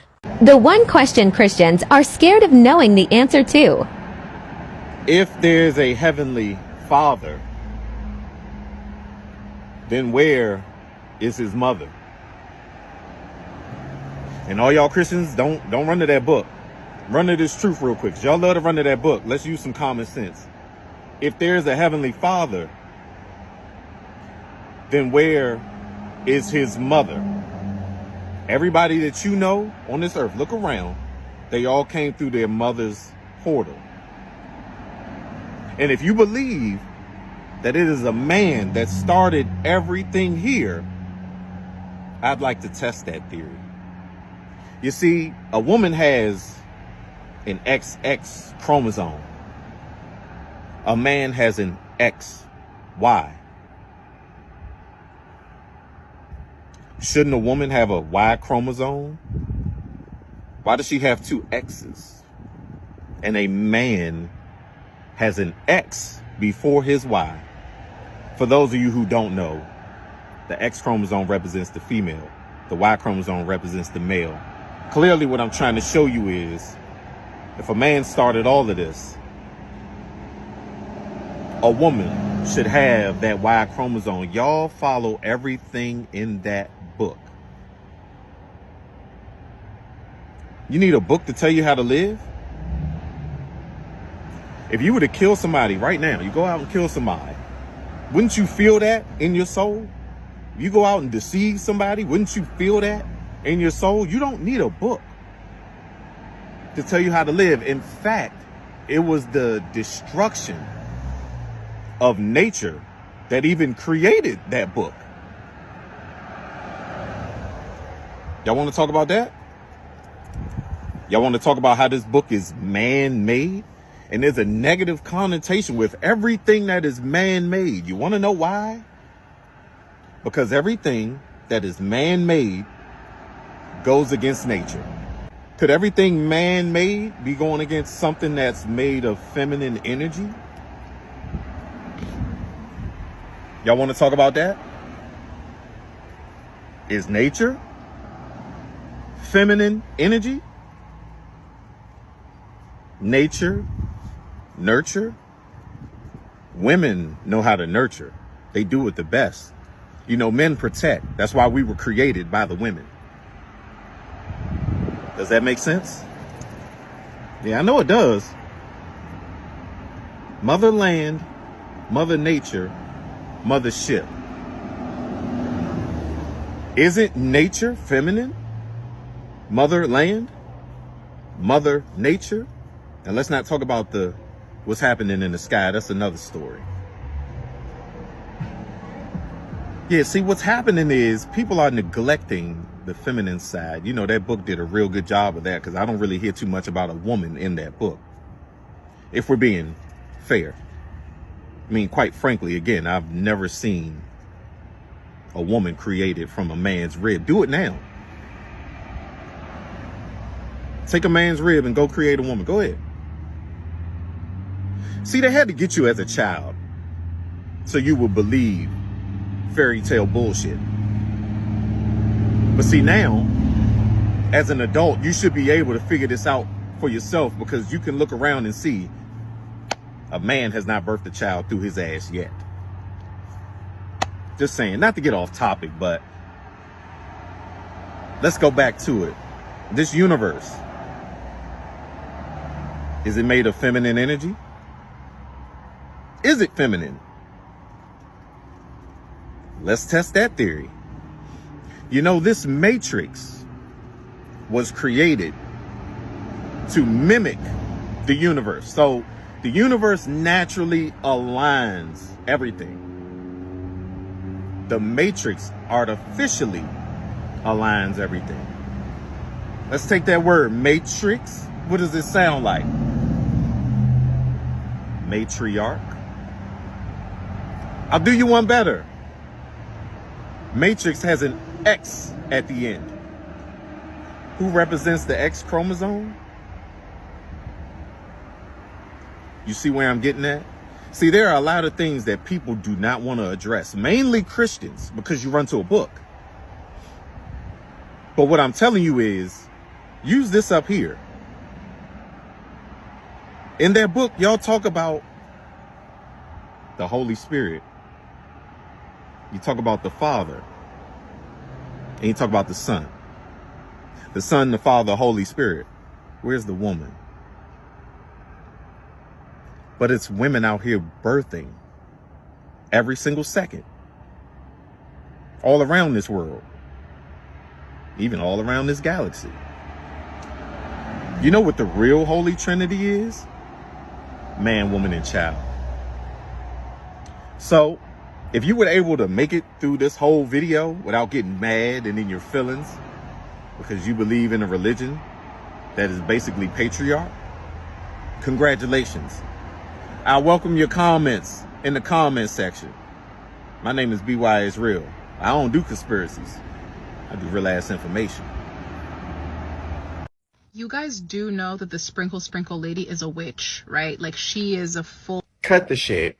You know exactly what the hell you're doing. It's literally all in the way you're talking about this woman, and even your damn caption. You wanted to come on here and expose that woman. And what irks me the most is that she's already posting this content publicly. It's for everyone to see. It's not a secret. But you weren't satisfied by that. So you wanted to come on here and make a shady ass video talking about yeah, she's a literal witch. She is full blown practices. Like, why are you exaggerating her title? You're exaggerating her religious title to get a response out of people. Like, you really just wanted to scare everyone into not watching her videos. And this is what makes me mad, because I'm just like, what happened to Christians loving thy neighbor and trying to build people up? All I see is a dried up bird trying to drag another woman down. And I could see if she was trying to get people into something controversial or unethical. But all that woman does is get on here and give women the keys to the kingdom on how to navigate through a patriarchal society. And you're mad because your religion teaches you the opposite. It teaches you how to be submissive, to always downplay yourself, to not threaten the man. Hell, it even says y'all can't even talk over a damn man. Y'all need to be silent. What the fuck? And what's irritating is y'all won't even try and debunk the messed up stuff in y'all's own community. Y'all will try and jump from community to tell people what's wrong with what they got going on instead of searching through your own house first. Because y'all house is dirty as fuck. Y'all are out here bashing this woman that empowers herself through her practice and her religion when your religion says you can't even assume authority over a man. What's going on? What in the welfare is going on? You need to leave that woman alone because she ain't doing nothing wrong. And I hope she sprinkle up in that ass next full moon. This might be a cult. Here are some potential warning signs from a cult survivor. Questioning or challenging them is called toxic, unhealthy, low vibrational, or some other term that they've invented. They start with how amazing you are, valid, they hug you, you feel home, and then they hit you with that criticism, maybe a cold shoulder, so you're eager to get their praise again. Prescriptive norms about sex, either an extreme of hypersexual or purity culture. Prescriptive norms about food, good foods and bad foods, stressful rituals, long hours, low sleep, harsh physical conditions, and big emotional purges as a group. Social hierarchy is organized around one person or a chosen few, and climbing the ranks depends on how well you can follow their example. Over time, you trust yourself less and feel like without them, you won't be okay. I'm not saying don't ask people for help or enjoy the occasional retreat. I'm just saying keep your wits about you, right? Beware the instant pop-up community that has a lot of terms and conditions and someone's profiting from you being there. This is gonna be controversial. This is gonna be real controversial, but I don't care. I gotta get this off my chest and I gotta let y'all know I cannot go into 2025 with people who are still looking forward to their daily horoscope. I can't do it. This war we fighting, I need some intercessors. Y'all over here carrying around sage? Y'all still got rose quartz. I get it. I used to have the rose quartz in my bra. Like, I'm gonna find me a nigga today. Yeah, this rose quartz, this rock gonna bring me my husband. I get it. I have been there. But what I'm saying is, I'm not there anymore. And nothing against the people who believe in that. Just as for me and what I need in my life, I don't need a tool. I need the blood. So if you ain't covered in the blood, hey, you can't go into next year with me talking about did you read your daily microscope? I don't give a damn about what the horoscope say about Aries. What does Matthew 2 and 2 say? Can you pray? All them rocks, all them rocks and herbs. Do you know the Bible? Yeah, I'm leaving that in 2024. I'm leaving that in the past. If you cannot intercede on my behalf with the blood of Jesus and you do not carry the Holy Spirit, you don't carry the Holy Spirit, but you carrying around herbs. If you don't get that dust out of my face and get in that prayer corner and pray for me, I need a friend. I need an intercessor. Jesus, all them rocks. First and foremost, be Simone. I send you love and light, my love, because it seems like you are going through something very horrible. You need to heal. You need to heal, and you really need help. And it's very sad that you're using your platform to come on here. And I'm not going to bash you because then that would be stooping down to your level. You know what I'm saying? But I just want to say that it's very sad that you're using your platform to bash somebody else's beliefs or religion. You know, you're coming on here as a Christian, claiming the blood of Jesus and all this stuff, and, you know, reciting Bible verses and all that. Like, come on. If we want to speak facts here, there are things in the Bible that, of course, give us guidance in this lifetime and are beautiful things, but there is also ugly things in there. Because why? Because that was a man-written book, and it was used to control the people. And you seem very controlled right now, like very, very much controlled. You're sitting here joking about using sage.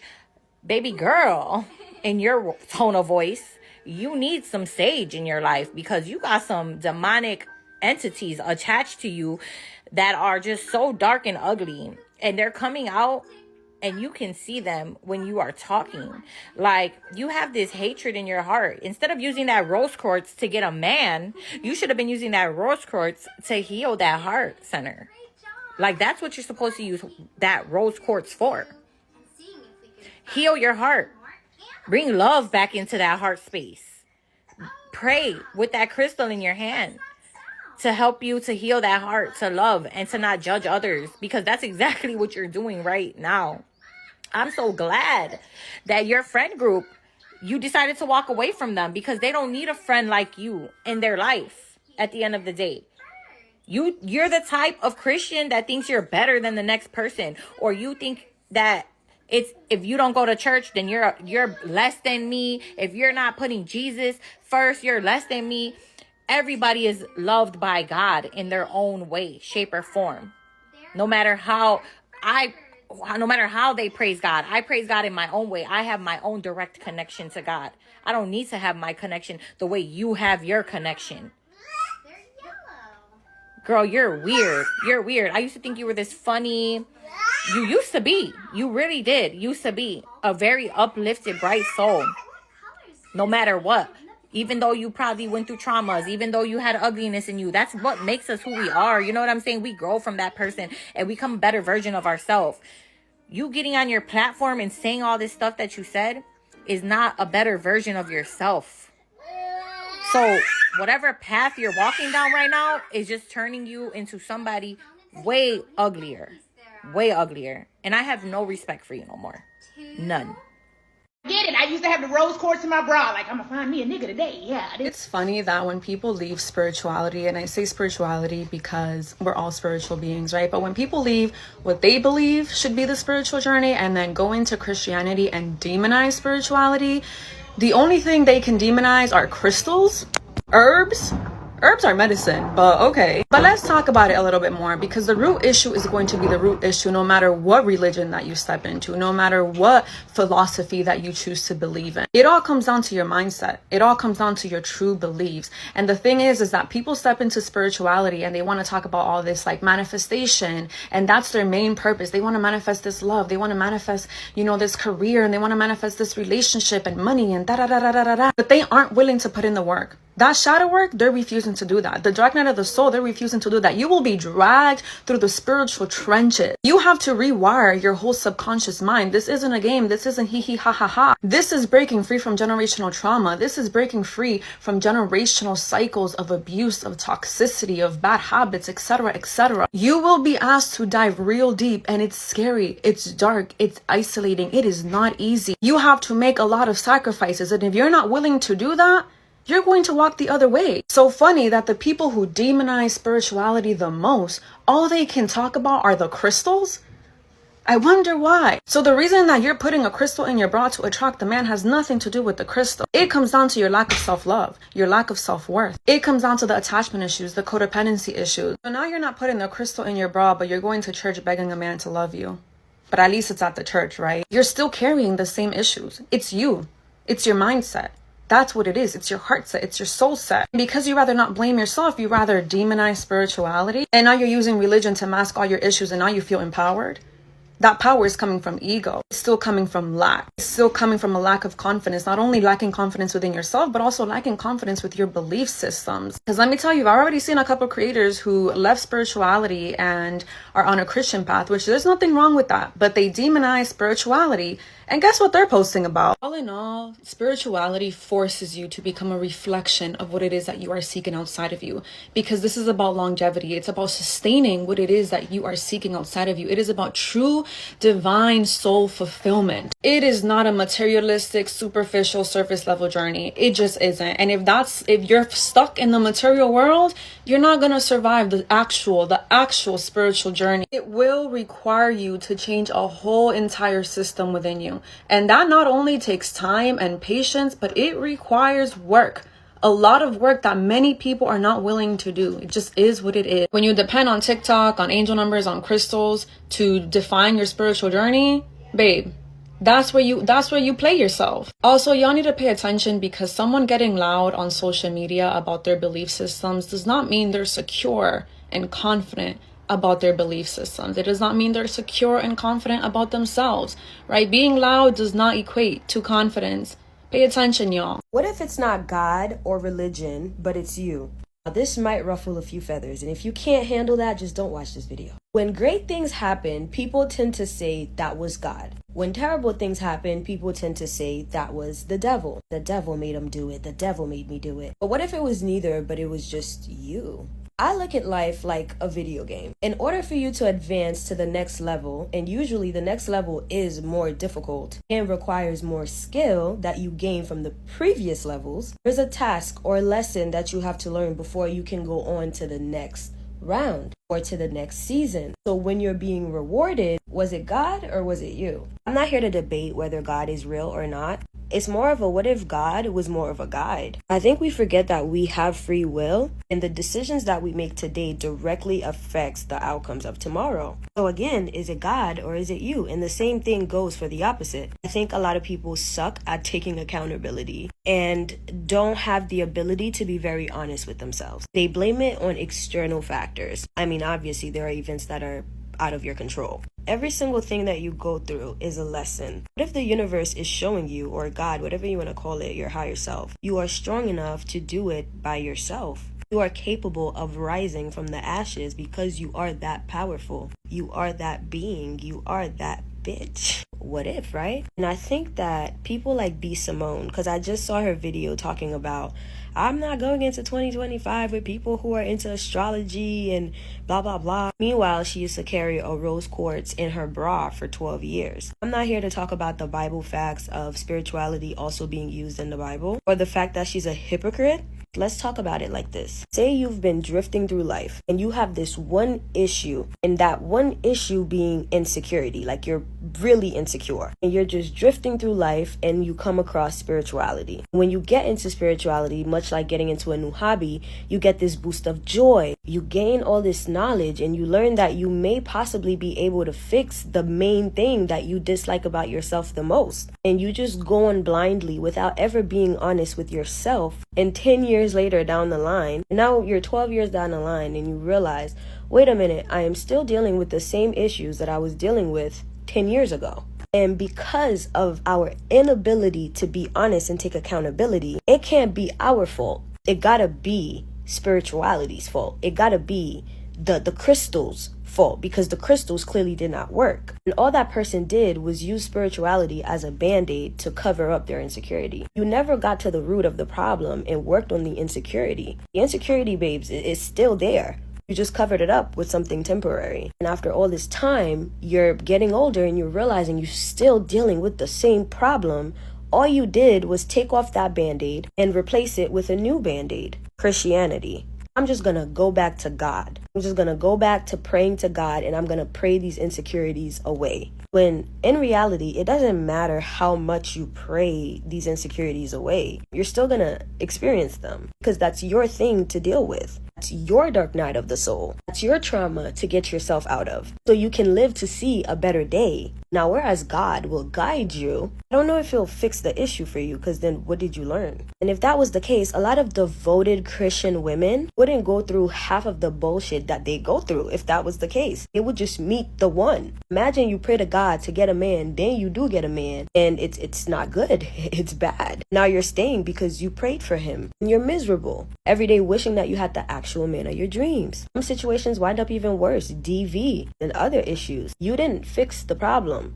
You just ask God for a gift to make you feel better about the problem. The only gift that the universe or God can give to you, and the only gift that God or the universe can give you at this point, is a gift of your likeness. It's a mirror of you. And those gifts almost always brings out the problem that you're trying to run away from or pray away in the first place. So again, what if it's not God or religion, but it's you? I wish people like B. Simone luck in their journey, and I hope she finds a man. Girl, I'm rooting for you, but I don't know if this rebrand into Christianity is what is... I mean, it might bring her a new man, but unfortunately it's just going to be a Christian man that is the exact same version of all, well, a carbon copy of all of the other previous men that she's had. Learn something from this, from your favorite Haitian homegirl. Nah, because let's talk about it, because everyone and their mom wants to be a witch these days. They think it's trendy. Everyone thinks they have spiritual gifts and they're psychic and this, that. No, it's not for everyone, first off. Secondly, a lot of y'all want to be practitioners, but can't even brush your teeth. You literally don't even sweep your floor. Your room's probably a mess, and you want to conjure up entities. How smart. A lot of y'all think that this craft is all love and light, and it's all nice and fun and games. It's not fun and games. It's not a joke, and it's nothing to be played with. And y'all go out here acting like it's all fairy tales. Y'all want to work with these demons, and you don't know what you're doing. You're opening up these grimoires and reading everything like it's truth, okay? And you're getting trapped in energetical traps and cycles. And that's why you guys are pale, You got huge eye bags, and your life force is being fed on. When you're working with these entities, they require discipline, willpower. If you have no gifts to hear the spirits and hear the guidance of the spirits that you're calling upon, you're gonna get messed up. That's just how it goes. This is not meant for everyone. There's a reason why it was gate kept for centuries. Nowadays, we have TikTok or someone like me that's a public practitioner, and people see it and they think that everyone can just do this. It's not like that. It doesn't work like that at all. It's an art form, okay? A few people that I highly respect have already addressed this, but it wouldn't be right if I didn't weigh in. This is gonna be controversial. This is gonna be real controversial, but I don't care. It never ceases to amaze me, the judgment, the unmitigated gall that folk have, while they are yet missing the entire point. I gotta let y'all know, I cannot go into 2025 with people who are still looking forward to their daily horoscope. I get it. I used to have the rose quartz in my bra. Like, I'm gonna find me a nigga today. Yeah, this rose quartz, this rock gonna bring me my husband. That's what you're doing? That's what you're doing? Because that's not what I've ever been doing. That's what you've been doing? No, that's not what the people I know. It's not what we're doing. If you needed to heal, find yourself, love yourself, and do your shadow work, just say so. But I think that you missed a few chapters in the shadow work journal. You know, the part where you do your own self work so you don't project? As for me and what I need in my life, I don't need a tool. I need the blood. You don't need tools, but you need anointing oil. Not the Bible talking about tools. You don't need tools, but you need the whole armor of God. And you sound and look unhinged. So if you ain't covered in the blood, hey, microscope, all them rocks and herbs, I don't give a damn about what the horoscope say about Aries. What does Matthew 2 and 2 say? Matthew 2 and 2 is about astrology. Do you know the Bible? Do you? Let me read from the book that you clearly ain't been reading from. Now, the fruit of the Spirit is love, joy, peace, long-suffering. You can't go into next year with me. Gentleness, goodness, faith, meekness, temperance. I can't do it. Against such there is no law. Your fruit is rotting. And I could tell you why spiritual psychosis is rampant. It's a bunch of people feeling like they drying up, looking around, looking in their past, trying to find something, anything responsible for their life, not looking how they want it to look, except for looking in the mirror. It's much more convenient to blame your love life on the 2 times you wore rose quartz in your bra, thinking that looking at their horoscope is why God is skipping over them for certain things, which God doesn't skip over you for anything. Whatever is meant for you, He will have it for you. But yeah, it's a way easier option. It's a lazier option to believe that you're getting punished for all of the horrible things that you used to do. And it's way easier than doing internal work, actually growing as a person. B. Simone is very childish. I did not know she was selling access to her close friends while she was grieving her friend, because that's not something you do to a friend. It's the type of attention seeking that you supposed to get rid of in your teenage years. And instead of focusing on breaking down that and figuring out where that is coming from, let's attack everybody else that's doing what I used to do. They need a culture war so that there's not a class war. They need you to hate people that are different from you. They need you to hate the people that are different from you, that you don't understand, because instead, you're going to hate them, right? Like, you're going to hate the billionaires for doing the billionaire thing, which is taking all the money, hoarding all the wealth, and not giving any of it back, right? Because I don't know if you've noticed this, but a lot of people seem to think that these billionaires are really cool, good people that are really successful. They are not billionaires in a vacuum, right? Like, they were not billionaires back in 2009, back when wealth was a little more equal. People getting more poor, the economy getting worse, directly has to do with the number of billionaires increasing. Actually, that's literally true. They need you to be fighting over LGBTQ people. They need you to be fighting over illegal immigration. They need you to be fighting over race and sexuality. I already mentioned that, but they need you to be fighting over everything, and they point and pick at things that they know are going to be so obscure to get people's attention, because they do not want you to realize what they're doing. So it's a lot better for you to hate on the person that's different from you than it is for you to hate on the person doing the wrong thing. But the person doing the wrong thing has enough money to make it seem like the person that's different from you is actually the one doing the wrong thing. It's not what she said, it's how she relayed the message. B. Simone is getting a lot of slack for the comment she made about not wanting to be aligned with people who wear crystals and look at their horoscope. I am on the search for a Christian community, and I often consider, will I be faced with people who are calling me demonic because I like to wear crystals? God is so much bigger than organized religion. If you not align with people who are on a certain path, you simply just don't align yourself with them.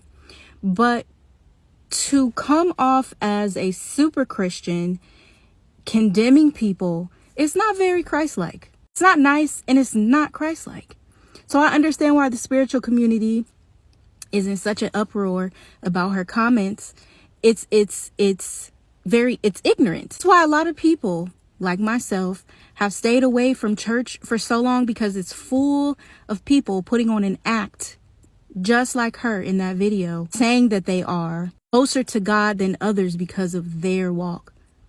Everybody's walk with God is individualistic. Those of us in the spiritual community who have dealt with like church hurt from people much like her, it pushes people away. Diamonds are the same thing as crystals, but you guys spend millions and millions of dollars on diamonds, which are the same thing. But I bought mine for $3. It's just as beautiful, actually way more beautiful than diamonds and gold. I'd rather have Jesus than riches and gold. Isn't that a hymn that we sing? It's just a lot of hypocrisy. Deconstruct religious standpoints. And I don't think God will be very pleased for us to be fighting about the way that he communicates with his people.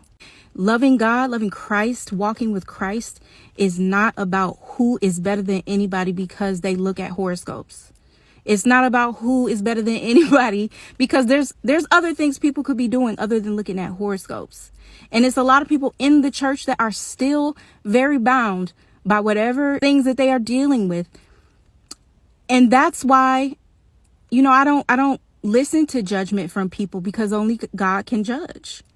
Most of the time, people who speak like B. Simone are just projecting their lack of security within themselves and the God that they serve.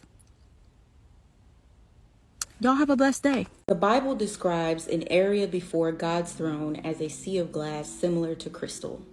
The Bible describes the New Jerusalem as having the glory of God, and its brilliance was like that of a precious jewel, like jasper, clear as crystal.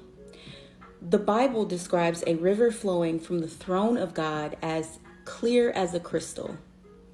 The Bible also mentions other types of crystals, including rubies in Proverbs, sapphires in Lamentations, and topaz in Job.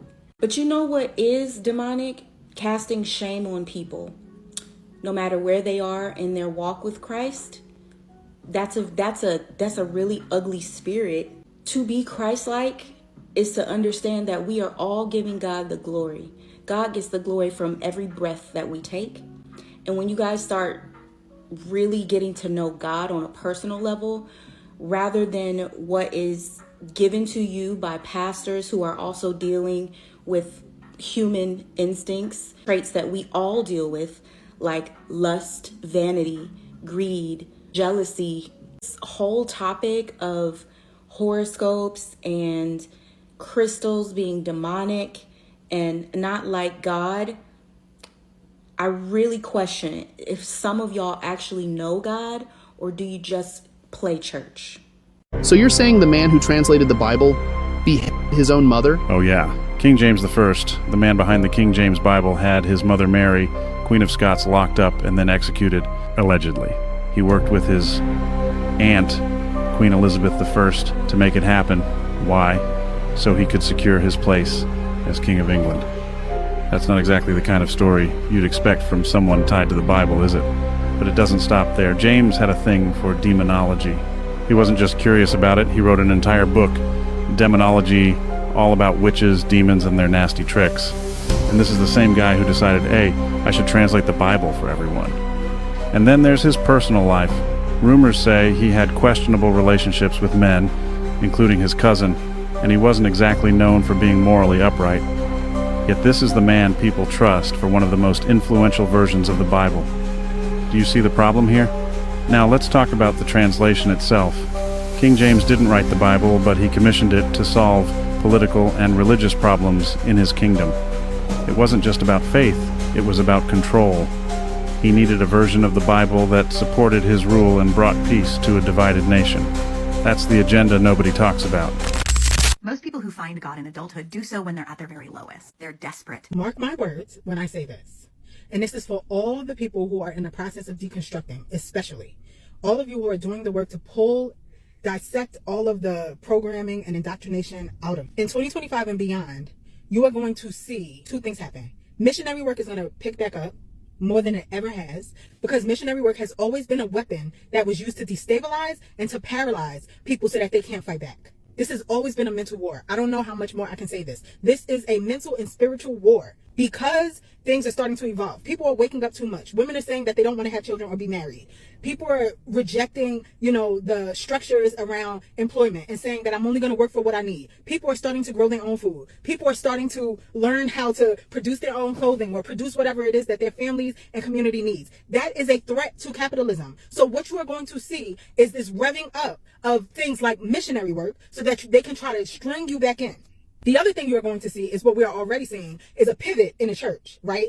Think this whole, I think it was Mike Todd where they had the album release party in the church and it's literal Teslas and driving through the church and it's all of this capitalism and consumerism and materialism being used to lure you in because they know that you want the money. They got it. They're not going to give it to you, but they know that you want it and that they think you're gullible enough to fall for it. Watch these things happen. And the reason why it's going to work is because as things get worse, and they're going to get worse, and I know you don't want to hear that, and when people say that, oh, you're being negative, you would rather stay asleep and feel safe than to wake up, accept the realities of the world we live in and do something about it. Things are going to get worse because whiteness needs to recapture its power. And as things get worse, we all have a fear trigger in us. Most of us have this fear trigger in us because of religion. Religion makes you deeply afraid of everything. Because of that, even when you are doing the work to deconstruct, that fear trigger is dormant in you. It takes a lot of work to get rid of it. Okay? And so they're going to speak directly to the fear trigger to get you back into alignment, to get you back into subjugation, to get you back under their thumb. Terrorist attacks and threats of harm to America and Americans. The president that is about to be back in office. All of these things are going to be exactly what triggers your fear response. And all I'm saying to you is don't give in. To everybody who is going through the process to deconstruct, there is no way out of the hell that we live in other than to deconstruct. So as much as you might feel tempted to revert, to go back, to give in, because whether we want to admit it or not, we find safety in the things that we know. And as harmful as religion is, it feels safe because it's what you know. The idea that somebody else is going to come along and save you. The idea that even if they kill you, you get some paradise after you die. Those ideas are comforting. As harmful as they are, they're comforting. And you are going to have to be very conscious and very determined to not let those things lure you back into imprisonment. And when you feel those urges coming up to just revert back because that's what makes you feel safe, I'm asking you to challenge yourself to sit in a discomfort because there are gifts for you in that discomfort too. But if you run from it and avoid it, you will never be strengthened. You will never evolve. You will never become the type of person who can actually create change for yourself. I need us to decide emphatically that we will not go back. Last month, I threw this bronze crucifix that I had that was very graphic into the trash. I did. And I felt such a relief wash over me because I don't have nothing against the story of Jesus and the principles laid out in the Bible, but the Bible as a whole and what it is used for, not down with that, babe. I'm not going to have symbols of a pedophilic cult that targets innocents globally in my household. I think that when you begin to deconstruct your faith and start to understand that these people represent the organization, so I cannot affiliate myself with the organization. If there was really a military, and I definitely believe in spiritual warfare and all that woo-woo stuff, I'm an Aquarius, the Aquarius. But when I think about a war and I think about recruitment, I can't do it. This war we fighting, I need some intercessors. Y'all over here turning around sage? Why are you sending B. Simone to recruit me, to shame me, to make me feel any type of way? Is this the best that you've got? Why are you sending Bishop Eddie Long and T.D. Jakes to recruit one of the greatest minds on planet Earth? And you are also one of the greatest minds, and you have one of the greatest spirits on earth. Do you understand? You don't need that. It's good to study the Bible, to study the Torah, to study the Quran. But if you do not have the spiritual fortitude to discern between study and indoctrination, then you need to put that Bible, that Quran, that Talmud, that Torah, you need to put it down, my love. And I want you to look at that video of V. Simone tweaking alone in her living room, talking about, I was putting rose quartz in my bra to find a nigga, while she's saying she needs intercessors and spiritual help from what? What, like, if we are in a spiritual war, why would I want to fight on your side? You're tweaking in your living room. You're not a good representation of your organization. Why would I want to be a Catholic when the Archdiocese doesn't acknowledge the trafficking that goes on and has been going on for centuries of children? The wars that have been caused by this organization that targeted women and children and people of color, the theft, the hoarding of wealth. I don't want to be affiliated with that. If it was an LGBTQ organization or an African organization, what was it, Stop Coney, where they executed Gaddafi? Y'all were cool with that. But if we say stop the Pope, they're going to start putting spyware on my computer and stuff. But I'm quite comfortable saying I don't want to be a part of a pedophilic, woman-hating, gay-hating organization. I'm okay with that. I would hope you are too. And if you're so quick to run to that, I'm looking at you sideways. B. Simone, that's what you represent? The courts is inappropriate. But an organization that targets and exploits vulnerable people globally, that's what you're praying for and that's who you're warring for? Fuck out of here. So because B. Simone is going viral for the things that she said, I want to personally say this, that nobody can tell you who and what you are and how to walk with God, period, point blank. Me personally, I don't need nobody to tell me how me and God get down. Me and God been locked in since I came on my mama coochie cat. Who made you believe that God ever left you? Who made you believe that God ever left you? That you had to go find him again? No. What you needed to go find was yourself and know who you are. So you can be a walking, living, breathing testament to what God is. Okay? And even in the hard times and the bad decisions, God still work with you. He ain't never leave you. Okay? I don't even believe God is a he or any of that. So I don't even know I'm saying he, but that's just because that's what people personally say. But your life is a living, breathing Bible story. Are you going to learn from it? I learned from mine. I learned from my mama life, my sister life, my brother life, my friend's life, strangers on the street, strangers on this internet. You can learn the lessons through everything. Okay? You making a mistake, you're going to keep making a mistake if you don't learn nothing from it. And you just might make it again, even if you learn something, because you might have something else to learn from that mistake as well. Even when people talk about destiny helpers, did you ever think that somebody helping you on your destiny was the person to do you absolutely wrong? And teach you that you don't ever need to accept that ever again. Yeah, I know people don't want to hear that.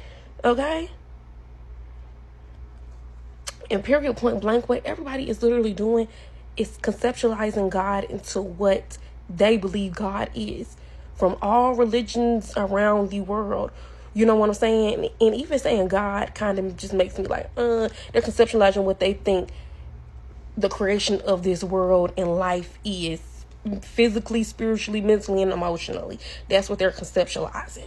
And everybody has a different version. Even if you are a Christian, Muslim, Buddhist, whatever, the next person next to you does not conceptualize the same things the same way that you do. So y'all actually do have different views and opinions of what y'all are practicing, but y'all saying y'all doing the same thing, which is not true. So at the end of the day, you are on your walk with God. Didn't Jesus say, know thyself? Okay, you need to know thyself. Because God know you already. God ain't never leave you. So you need to get to know yourself and what you deserve and your self-worth and do the work to fix what is within to get to a different place spiritually. That's it, that's all. One, be sweet and pure, two, meek and demure, three, love only God and man and nothing more, four, do your duty with love and support, and when you break those rules, five, don't get caught, don't get. Every single day we're supposed to kneel and pray, and thank God for what we've got. But often there's a lull, because thanking God is dull, so we ask instead for all the things we've not. Like I like to play poker, and I like a smoke, and I like a good screw. Okay. God will forgive us for wanting to live, just to make sure that you whisper when the priest is coming through. Oh, one, be sweet and pure, two, meek and demure, three, love only God and man and nothing more. Four, do your duty with love and support, and when you break those rules, five, don't get caught, don't get caught. You're the type of person where your first reaction to natural disasters or these LA fires is to say that God is punishing these people. I want you to know from the bottom of my heart, you are not a good person and you've lost the plot on what it is to be human. I would love for you to actually go to LA and go to people who have lost everything and say that to their face. I would love for you to do that because you're sick and you're void of any empathy. Imagine if somebody told that to you when you lost everything. I need you to remove yourself for a second, remove your ego for a second, and put yourself into somebody else's shoes. Because why am I seeing this everywhere? You can't mock God. God has remained quiet and patient long enough. So now I guess he has to be a tyrant. God is not playing. God's warning. Don't play with God. Let the will of God happen. We have sinned for too long. We have mocked our Creator for too long. He remains supreme. If I was friends with somebody who said something like this, I would want to know so I could be as far away from them as possible. Because there is nothing more inhuman and less empathetic than saying something like this to people who are experiencing some of the worst days of their lives. And I hope that you never have to experience that and have someone say something that ignorant to your face, that disgusting to your face. Imagine having the worst day of your life and somebody tells you that that's God punishing you. That is so foul. A lot of people don't like Christians because y'all are judgmental, y'all are nasty, y'all are mean-spirited. Most Christians believe that anybody not following what they believe is the right path to Jesus or God, they're automatically demons, and that's tiring. Who wants to be around somebody that's constantly criticizing everything you do and say all day? As a spiritual woman, there's a certain level of understanding that everybody is naturally going to believe in something different. Everybody's going to have a different perspective or a different way of seeing life, right? So I'm very open-minded to other people's beliefs. I will never condemn or criticize or try to make somebody feel bad for not believing exactly what I believe. And that's the problem with most Christians. Y'all think just because y'all follow this daily routine or this weekly routine that suddenly you're closer to God in some way, or you have authority to tell people where they'll end up because you don't agree with their lifestyle. A lot of Christians use God to really voice their opinions, like, oh, God don't like that, God don't, that's gonna send you to hell, when in all actuality they're just voicing their opinion and using this fear, using this backing of God to make people do what they want or to get people to believe in what they're saying. Nobody wants to be around a Christian all day who's boxed in their own thinking, who demonizes every little thing that happens, like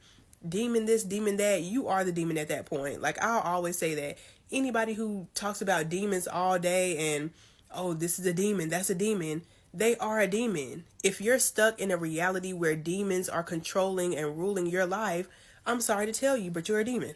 It's just really hard to find Christians who are able to empathize and reciprocate a level of understanding and accepting other people's authenticity because they follow a very strict code, not of their pathway to God or their pathway to their divine destiny, but it's a pathway of control and fear. What if it never worked out with men is because deep down you really never were attracted to men, and because of religious programming and patriarchy, You were forced and you were taught to like men. It's a thought. Thank you. You too. You should come to our church. Oh, no thank you. I actually don't go to church, so. Oh my God! Do my ears deceive me? Real Christians always have time for church. I'm actually not Christian. I'm gonna pass out? Then what are you? Some kind of devil worshiper? A Satanist? Devil worshiper. No, I'm pagan. That sounds like witchcraft to me. Protect our children from this wretched witch. No, we don't worship the devil. Lies and deceit from Lucifer's lips himself. Hide your kids, hide your wife, hide everybody. You've got me all wrong here. I wouldn't hurt anybody. God protect me from this demon. He is ruining Christmas with her evil. Get back, you demon. I'm warning you. Oh, God. Well, actually, Christmas came from Yule. That's a pagan holiday, so. Liar! I'm not lying. This wretched witch is coming to steal our children in the night. God, pray for her. I have this theory that Satan is not God's greatest enemy. Satan is God's Trojan horse. It is God's distraction, and humans are in fact God's greatest enemy. Walk with me for a second. I was muddling over the idea of, if it's unhealthy to date a jealous man, why is it healthy to serve a jealous God? So I started dissecting what reason would God have to be jealous in the first place. As a religious deconstruction advocate, my goal is to get people to expand their understanding of God to enhance their connection. And that starts by deconstructing any sort of contradictions or confusion that you might have within Christianity. And that was always a point for me because jealousy is very human. Galatians 5:20-26 deems it an act of the flesh. So I was wondering, what need or want does God have that he cannot fulfill? Based off the definition of jealous and jealousy, to be envious of someone's accomplishments or their advantages, a feeling of anxiety, suspicion, or anger towards the potential loss of something or someone that you love to a competitor, a fierce protectiveness of one's possessions, possessiveness. Who is God's credible threat? I know the obvious answer may seem like Satan, but lions do not mind the workings of ants. So when you measure power on a scale, in comparison to God, Satan would be an ant. So who is God's lion? Because it begs the age-old question, if God really believes that Satan is a credible threat, why would he not just get rid of Satan if he has the power to do so? I've heard it said that God is the greatest inventor and we are his most complex creation, but most inventors have built-in safety precautions to protect details that they see to be complex, intricate, or delicate to preserve their creation. It is the reason your skull is there to protect your brain. It is the reason your ribcage is there to protect your heart and your lungs. So the precautionary measure would have been to not put new creation where he has cast his enemy. And then I thought about a clip that I saw from my mutual Deontay's Grits and Eggs podcast where he said that Christians constantly give their power over to God and his power that really belongs to them. And that's when I remembered that there is an idea that gods are sustained by their worshipers, and when the worshipers die, the gods die because they're ideas. I don't think God can kill Satan because Satan is God's idea, and he has shared that idea. He has Trojan horsed that idea to give you somebody to be angry with, somebody to be scared of. That way he could paint himself as a protector and a savior and anything else that he would need to in order to sustain his worship. Isn't it weird that you're made in his image but you have no power, and all the things that would be in alignment with his power are things that are deemed demonic and off limits because it is witchcraft and it is of Satan. That way you never try to tap in and find your own power, because if you find your own power, then what do you need his for? One reason why a lot of people dive into spirituality and then revert back to religion is because they use spirituality as escapism and bypassing. They misunderstand spirituality as a quick fix rather than a deep personal journey. Like, for an example, trying to find a man with rose quartz. These type of people think that spirituality is just going to magically get rid of their problems, their trauma, and make their lives perfect without even putting in the effort to go within and acknowledge things about themselves. But spirituality is the complete opposite. Spirituality is like a mirror reflecting back who you truly are. Like, it's a journey within. When they realize it's not always sunshine and rainbows, they get in fear and run back to religion. Because their plan was never to heal, grow, evolve, and accept things about themselves, or even take accountability. Their whole point of getting into spirituality was to avoid real life issues that they don't want to confront. Spirituality shows them parts of themselves that they've been suppressing their whole entire life. This is when they start to demonize spirituality because shadow aspects of themselves that they didn't have to face in religion is arising. and they can't take that. They can't take their shadow side. They think that the dark aspects of themselves that they've been avoiding are demons. In most religions, your darkness is associated with evil and demonic. But darkness is not always demonic. I need people to realize that. Those type of people find comfort in the familiar structure and community of organized religion. Spirituality requires self-awareness and accountability. And that can be overwhelming, especially if you're somebody who purposely avoid certain parts of themselves. Like, you can't confront anything that you're going through. A lot of people fear the unknown and the lack of concrete answers that spirituality involves. They struggle with the lack of external validation and guidance that religion provides. Everybody cannot handle being confronted with their true selves. That's why a lot of people say that this path is not for everybody. We don't say that for no reason. When you are tapping into spirituality, you have to be prepared to face your inner demons and unresolved issues within. A lot of people tapping into spirituality for the wrong reasons, and that's gonna get your ass snatched up real quick. There's no misogyny in the Bible. Women belong to men. That doesn't mean what it says it means. God gave us free will. He's not going to murder us for not worshiping him. Those who do not worship the Lord get slaughtered. That's not what it actually means. You guys just don't understand. Learn how to read. The Bible doesn't talk about slavery. You can take these people as your slaves. That's not what it actually means. Let me go find external context to make it make sense in the way I want it to make sense. Another way that I feel like religion has damaged society is that it's normalized suffering, right? It dismisses it. It provides the answers as to why we suffer, right? God gives his toughest battles to his strongest soldiers. God has a plan for you. He would never give you more than you can handle. We suffer now so we can get into heaven later. It makes us feel like we're not in control of our lives, that there's some higher power pulling the strings, and we just have to go along with it. And that works so well in the favor of the people who are actually pulling the strings in society, the colonizers, the capitalists, the oppressors. People don't bother pushing back against the suffering these people cause because they see the suffering coming from God as a test, to get into heaven as a rite of passage. They don't push back for better wages or better working conditions or better quality of life or better education or better healthcare. The reality is, we don't have to suffer. We don't have to accept suffering as a normal part of life. We suffer because the people at the top value profits over people. 10 everyday things you do that are rooted in witchcraft, Christian edition. And since Christianity was formed 3,000 years after paganism, I think we know who took what from whom. Hey, don't be mad at me. Number 1, communion, aka blood rituals. Drinking wine as the blood of Christ and eating bread as his body parallels ancient blood rituals where consuming symbolic elements represented spiritual communion or offerings to deities. Number 2, burning incense in church. The use of incense to purify spaces and invoke the divine is a practice from witchcraft which Christians adopted for their rituals of spiritual cleansing for centuries. Number 3, the use of holy water. Like consecrated or charged water in witchcraft, holy water is used for protection, blessings, and purification. Number 4, using candles in prayer. Lighting candles for prayer or to invoke divine presence aligns with candle magic where specific colors are used for different spiritual purposes. Number 5, praying the rosary. The repetitive recitation of the rosary mirrors the use of mantras and chants in witchcraft to focus intention, energy, and prayer. Number 6, crossing yourself. Making the sign of the cross for protection is similar to witches drawing sigils or symbols for the same purpose, often invoking spiritual power or protection. Number 7, calling on the Holy Trinity. Calling on the Holy Trinity, the Father, the Son, and the Holy Spirit, was appropriated from ancient pagan rituals which call on the Maiden, Mother, and the Crone. Number 8, wearing crosses or medals. Wearing crosses or medals for protection echoes how witches wear talismans or amulets for the same purpose, invoking protection or divine favor. Number 9, saint veneration. Praying to saints for intercession or help is akin to witches invoking deities, spirits, or ancestors to aid in their workings or life. Number 10, the holidays. Just all the holidays.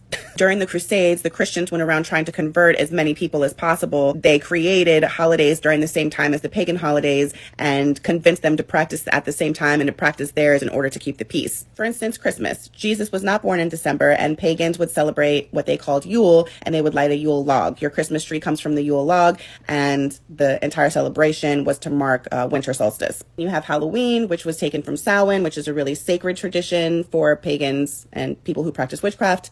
Another example was Esther's Day, which was then converted into Easter. All the holidays. There's a lot more on this list that I could have added, but we said 10 things to keep it snappy. And that about wraps that up. Happy spellcasting.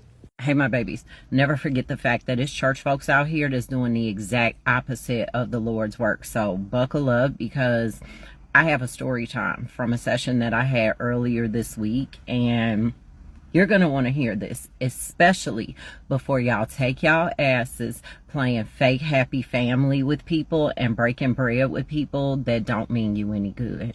So I had a session earlier this week with a client, and she's like, very suddenly and in a very short amount of time, her life had just gone like topsy-turvy. Now, she has a strained relationship with a couple of people in her family. You know, she's on her spiritual journey, she's growing, she's healing and things like that. And there are people in her family that don't agree with the fact that she left the church. So keep this in mind. But also too, now she's really starting to see who is actually there for her and who's not. So she's cut quite a few people off. However, there's this one relative of hers that she does everything for her relative, okay? The relative is disabled, okay? So she takes her to doctor's appointments, to the grocery store, runs errands for her, all of these things, even down to the fact where her children kind of indirectly help her. So she works nights, and because she works nights, her children stay with this family member. Now, keep in mind, these are well past stay-at-home alone children. These are teenagers. So this woman is making sure that this relative of hers is very well taken care of by whatever means necessary, despite the fact they have a little bit of contention in their relationship, because this relative does not agree with the fact that she has left the church. Okay, now fast forward to the last 30 to 60 days, she has a new car, and then as soon as she gets this car, she's starting to have quite a bit of trouble with said car. And this is not a new to her car, this is a brand new off the lot car.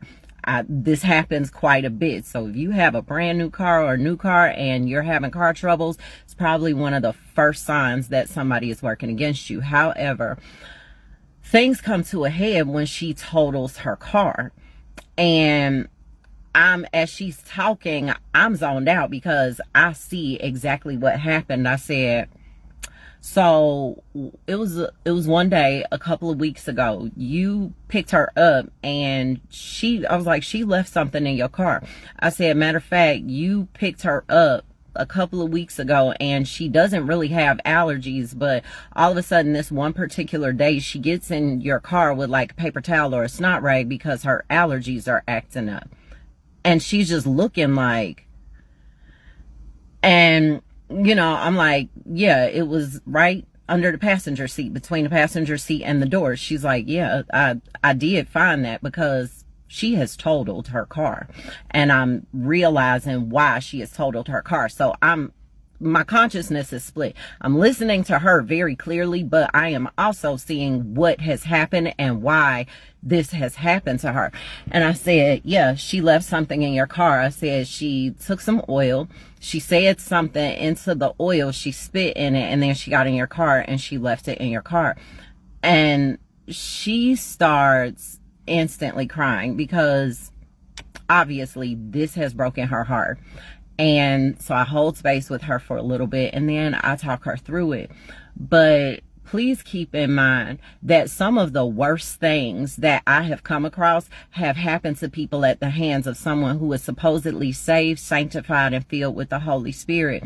And the fact that I'd already had to break this woman's heart initially, I didn't even have the heart to tell her that the intent was actually much, much worse. So because her children helped take care of her, because she told me, she was like, when I told her that I had totaled my car, she just seemed kind of nonchalant and started talking about something that happened to somebody else in the family. But it wasn't nonchalance. It was actually disappointment, because the intention was not just for the car to be totaled. The true intention was for her to be totaled along with the car. And so she can come in like the heroic relative and get custody of her children and therefore receive survivor's benefits because of this. This is probably one of the more disturbing things that I have ever heard.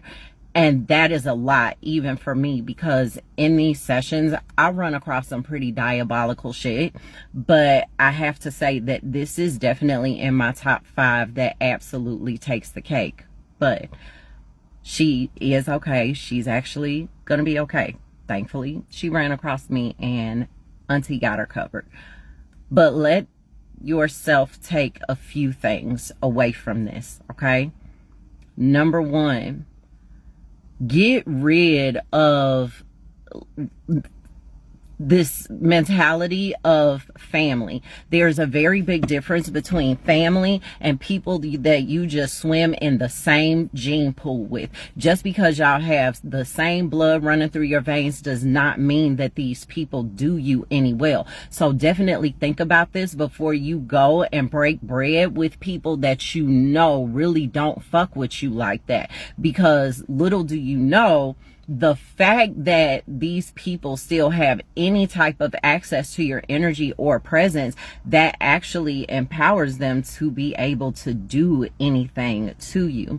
Now, also too, we talk a lot about justification, right? You have to, before you do something against somebody, you have to make sure that it's justified.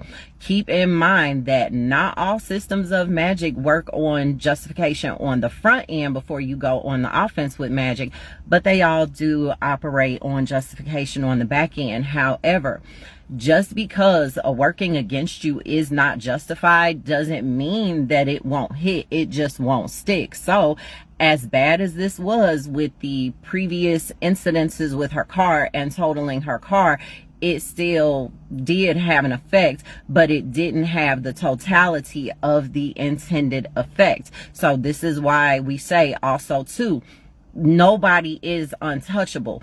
A person can do an unjustified working against you and you will still receive an effect. Again, just not the full brunt of it, because the intention of this was horrible. But also to take note of the fact of how easy it is, how powerful that tongue is, because this lady did this with a paper towel, some oil, her words, and some fucking spit, and she left it in her car. Her own flesh and blood relative. She intended to unalive her so that she can have custody of her children and get survivor's benefits, just simply to have an extra $800 or $900 a month. And this is somebody that, despite the fact that her own children don't mess with her, she does, and she makes sure that she is taken care of.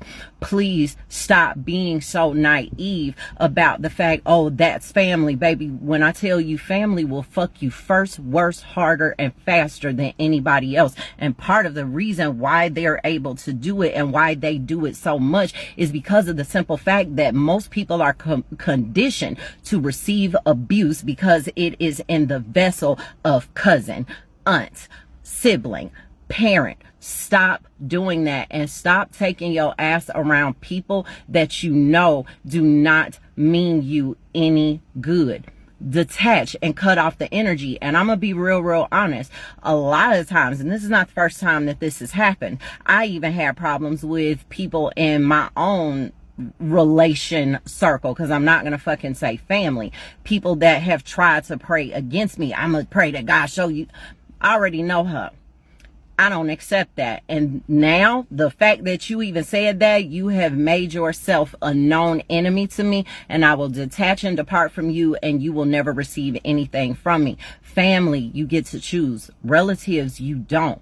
Stop going around these people that don't mean you any good, and protect yourself and protect your peace at any and all costs.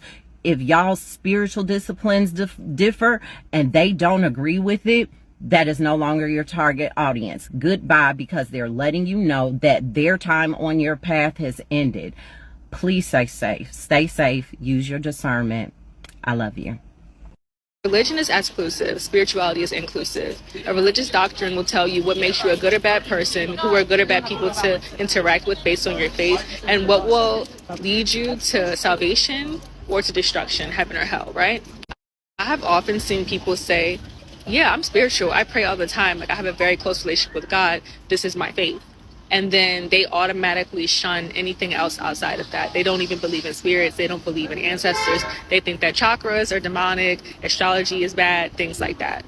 If you tell them about a clair experience that you had, whether it was clair audio, clairvoyant, claircognizance, they will automatically just write you off. Anything that actually has to do with spirits, they will write you off.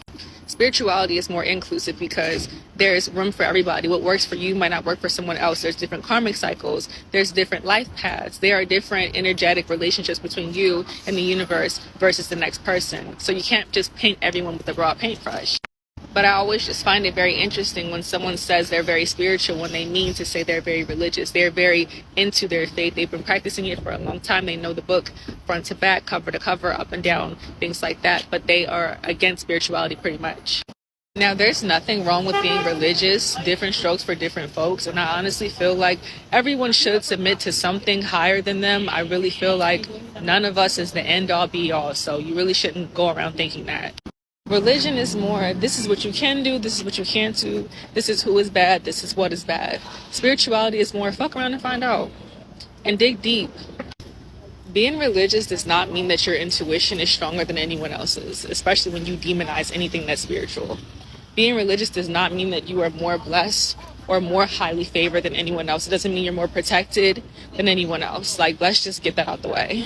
Back when there was like only a few people on earth, like there wasn't like a whole world full of people, they literally were out here doing magic. That's the only thing that they knew how to do. They didn't have anything else to do except for magic and figuring out what the fuck is going on. I feel like it was normal as fuck for them to like know that there's an angel with them and a spirit guide like leading them to other places on earth too. And of course they didn't have a clock or anything or know where the fuck they were going, so they also let the stars guide them and lead the way, which is astrology. They used to like use animal blood on their doors and stuff for like protection of like anything that could come against them because they definitely knew about spirits heavily. I think that's even inside of the Bible. A lot of things are inside of the Bible. The whole Bible is just big magic. The whole Bible is just magic stuff, like turning bread into fish. Hello. Even like holding hands and singing songs and all doing prayers together, that's like a big sacred ritual. So I don't think magic is a bad thing, and I don't think it's ever been a bad thing. I think that somewhere down the line, witches became looked at as evil and bad because they were really powerful. So I don't think that it was like against any type of religion. I think that over time, like people that were like started to like colonize the world and become in control of stuff made that a like part of the religion, because a huge majority of the world is believing in religion, so they just threw it into religion like you also can't do this, because they like obviously changed around the Bible and stuff over the years. You know what's so funny to me about religion and like spirituality and how the arguments be arguing for no fucking reason? Girl, the Bible thumpers be ready to just axe us off because it's dark. It's so funny to me because I feel like a lot of Christian folk be practicing certain shit and don't even know what they doing. Like you taking the blood, eating the food, the body of Christ, drinking the blood of Christ. Maybe that's a ritual. You playing gospel music just to cleanse out the environment. You're doing cleansing work. Maybe you're just not using the sage. You're not using the herbs. You're not doing none of that, but it's just in different ways. It's just like, while all of this is connected, but it's like also why religion is such a controlling like belief, because so many people have just been subscribed to this one thing and don't take the time out to research other cultures, other practices, and you can really see the similarities in one thing. But I don't know, for me, I don't give a fuck what you practice, what you do, as long as your spirit is right, as long as you following the values of whatever the fuck you doing, as long as you are a good person. Baby, do you. Spread peace, love, and light in your own way. That's what we all here to do. But I don't have respect for niggas who are hypocrites. Thumper, you Christian, down, Jesus, God, whatever the fuck you practice. but then you have the nerve to be a fucking demon in your personal life. That's preposterous. And that goes for anybody practicing whatever. You claiming to be this, but you actually that. Get it together. But I don't know. The similarities that I pick up in every religion and everything, it just goes to show like we're all the values, all the morals are kind of the same. Be a good person, spread love. Everything else is just a distraction, in my personal opinion, from the true purpose of why you're practicing what you're practicing. So let people do what the fuck they want to do, but also don't shame other people because you're scared and you don't have knowledge of something. It's all right to have your beliefs, but what you're not going to do is sit on here and criticize other folks. That's when you get clocked. All right, bye. Of course, they're religious now. Religion gives broke men access to wives. Okay? Because the only way it would make sense to marry into poverty is if you believe in an afterlife and a higher power. Because otherwise it doesn't make sense. Okay? The only way you get women to marry into poverty is if you brainwash them into believing that they're doing it for God. Okay? Religion also allows them to be terrible human beings and to keep these marriages because he's just struggling, and even King David had a problem with lust. So it's just a win-win all around for these fools. Like, think about it. Why is it up to us, the ones that are being preached to be respectful and not be rude? When I first deconstructed and someone would come up to me and try to like preach to me and try to show me Jesus or whatever the fuck, I would sit back and listen and like try to be respectful because I'm like, oh, I don't want them to think that I'm rude. It's not rude to not show interest in someone trying to sell you something, because that is quite literally exactly what Christians are doing. They are the equivalent of a salesperson, and every single time you have a conversation with them, they try to sell you something. You see how when I put it that way, it made sense? You can understand how that can be annoying, but because Christians think their message is good, everyone should apparently be grateful that they're trying to preach to them and tell them about Jesus. No, I'm not interested. Leave me alone. That should be a complete sentence, and that should dead it right there. I'm not interested in what you're selling. Go peddle it to someone who cares. It should not be up to us to be like, oh, well, I should just sit and listen to their spiel even though I'm not interested, just so I can be polite. Like, if you want to sit back and listen, that's fine. But that should not be the requirement that they get to preach to us and tell us that we're going to hell unless we follow their religion, and we're just supposed to sit back and be respectful. Like Jehovah's Witnesses showing up to your house to try to convert you. I'm not respecting that. I'm not going to sit there and listen to you try to peddle a religion to me at my own front door. But it's become so normalized, and people are like, oh, well, they're just trying to spread the good word. The good word to them. They are the only people who consider it a good word that if you don't follow their religion, you're going to burn in hell. So stop worrying about being respectful. Tell them to fuck off. If you're scrolling by TikTok and you have a family member who is fundamental in their religious beliefs, you need to stop and listen to this message right now. We have to discuss this study that was published in the Journal of Neuropsychology. And as you can see, the caption says, a link between brain damage and religious fundamentalism has now been established by scientists. The findings of this study suggest that damage to a part of our brain known as the prefrontal cortex can promote religious fundamentalism. Now, you might be wondering, what exactly do we mean by the term religious fundamentalism? Let's start off by understanding what we mean when we talk about the word religion or religious beliefs. Religious beliefs are actually mental representations that consist of supernatural beliefs in events and entities and or deities that we assume are absolutely real. And unlike empirical beliefs, which can be updated and modified as new information, new data, or new theories are updated, religious beliefs, not so much. Religious beliefs are fixed. They are etched in stone. No matter what new evidence appears, no matter what new scientific data emerges, religious beliefs never change. Which brings me to the subject of fundamentalism. Fundamental religion is when your beliefs are fixed and rigid and you're not willing to adjust them no matter what new information emerges. And fundamental religion promotes coherence to the rules of society within groups. So religion is used to ensure that groups comply. Now let's get back to how a damaged brain can affect fundamentalism in religion. Now, neuroscientists, which are scientists that study the brain, say that when the prefrontal cortex is damaged, that it can diminish cognitive flexibility and openness. Now, cognitive flexibility is a psychological term, and it describes a personality trait which involves dimensions such as curiosity, creativity, and open-mindedness. Now, fundamentalists oppose anything or anyone that questions or challenges their beliefs, their way of thinking, or their way of living. And they tend to be aggressive towards anybody that does not share their specific set of beliefs. Religious fundamentalists also oppose science and see these things as existential threats against their worldview. Now, why is this important? Why does this matter? Because our religious beliefs drive and influence human behavior. So, it's important to understand religious fundamentalism from a psychological and neurological perspective. Now, I mentioned to you earlier that when the prefrontal cortex is damaged, that it diminishes cognitive flexibility within the brain. Cognitive flexibility is the brain's ability to switch from one way of thinking to another way of thinking. And it's also the brain's ability to think about multiple things simultaneously. Cognitive flexibility enables the brain to update its beliefs based on new evidence. Now, this is important. This is an important mental function because with this ability, it allows us to make new predictions about the world as we see the world changing before us.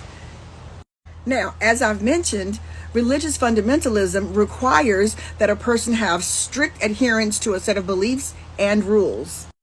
And when an individual has a damaged brain, they're easily able to adapt well to fundamentalistic thinking. And so for this cause, when an individual is damaged neurologically, they will not adjust their thinking when it comes down to religious beliefs, even if you have new information available to share with them.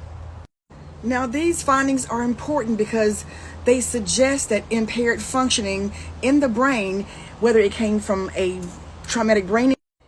Now, these findings are important because they suggest that impaired functioning in the brain, whether it came from a traumatic brain injury, a psychological disorder, drug or alcohol addiction, or simply a particular genetic profile, can make a person susceptible to religious fundamentalism. And this part of the research puts the icing on the cake. These researchers also suggest that extreme religious indoctrination can also damage the prefrontal cortex. Religious indoctrination can damage the proper development or proper functioning of the prefrontal cortex, which still would lead a person to have trouble with cognitive flexibility or open-mindedness. The scientists in this research study also suggest that impaired cognitive flexibility was not the only reason why participants in this study were engaged in religious fundamentalism or vulnerable to religious fundamentalism. There are other causes such as genetic predisposition as well as social indoctrination. Okay, one final note. Now, this part right here is highly controversial. Do not come for me. I'm not saying this. The researchers in this study are saying this. They say that investigating the underpinning causes of religious fundamentalism may be able to help them in the future to create some type of inoculation. Inoculation through the use of various forms of mental and cognitive exercises to help eliminate or at least reduce rigid and fundamental belief systems. I am so tired of seeing these ex-Christians on here talking about how they deconstructed. You didn't deconstruct. All you did is finally get honest about who you really are. Here's the truth of deconstructed Christians.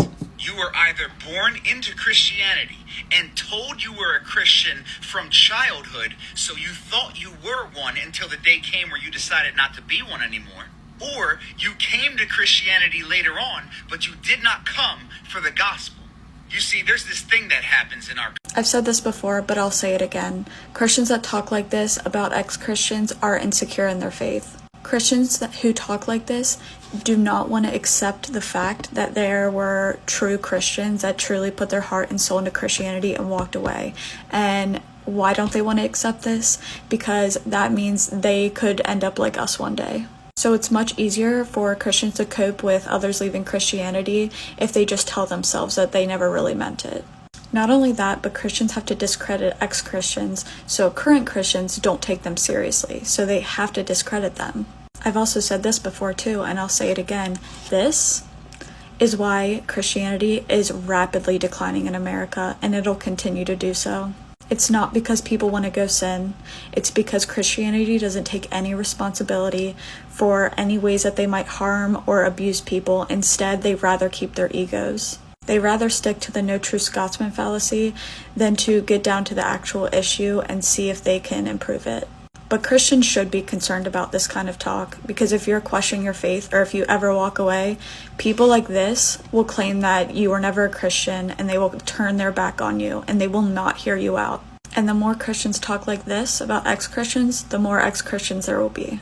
If you're so tired of hearing why ex-Christians deconstructed, maybe don't be the reason they turn into ex-Christians. Because for the Christians that do leave Christianity because they were hurt and abused, that's a failure on your part, not theirs. Girls kiss other girls, and no one bats an eye. But when I kiss my homies goodnight, society calls me gay.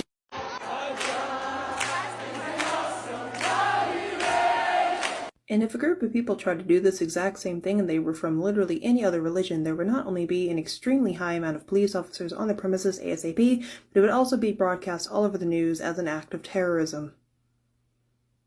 Just saying.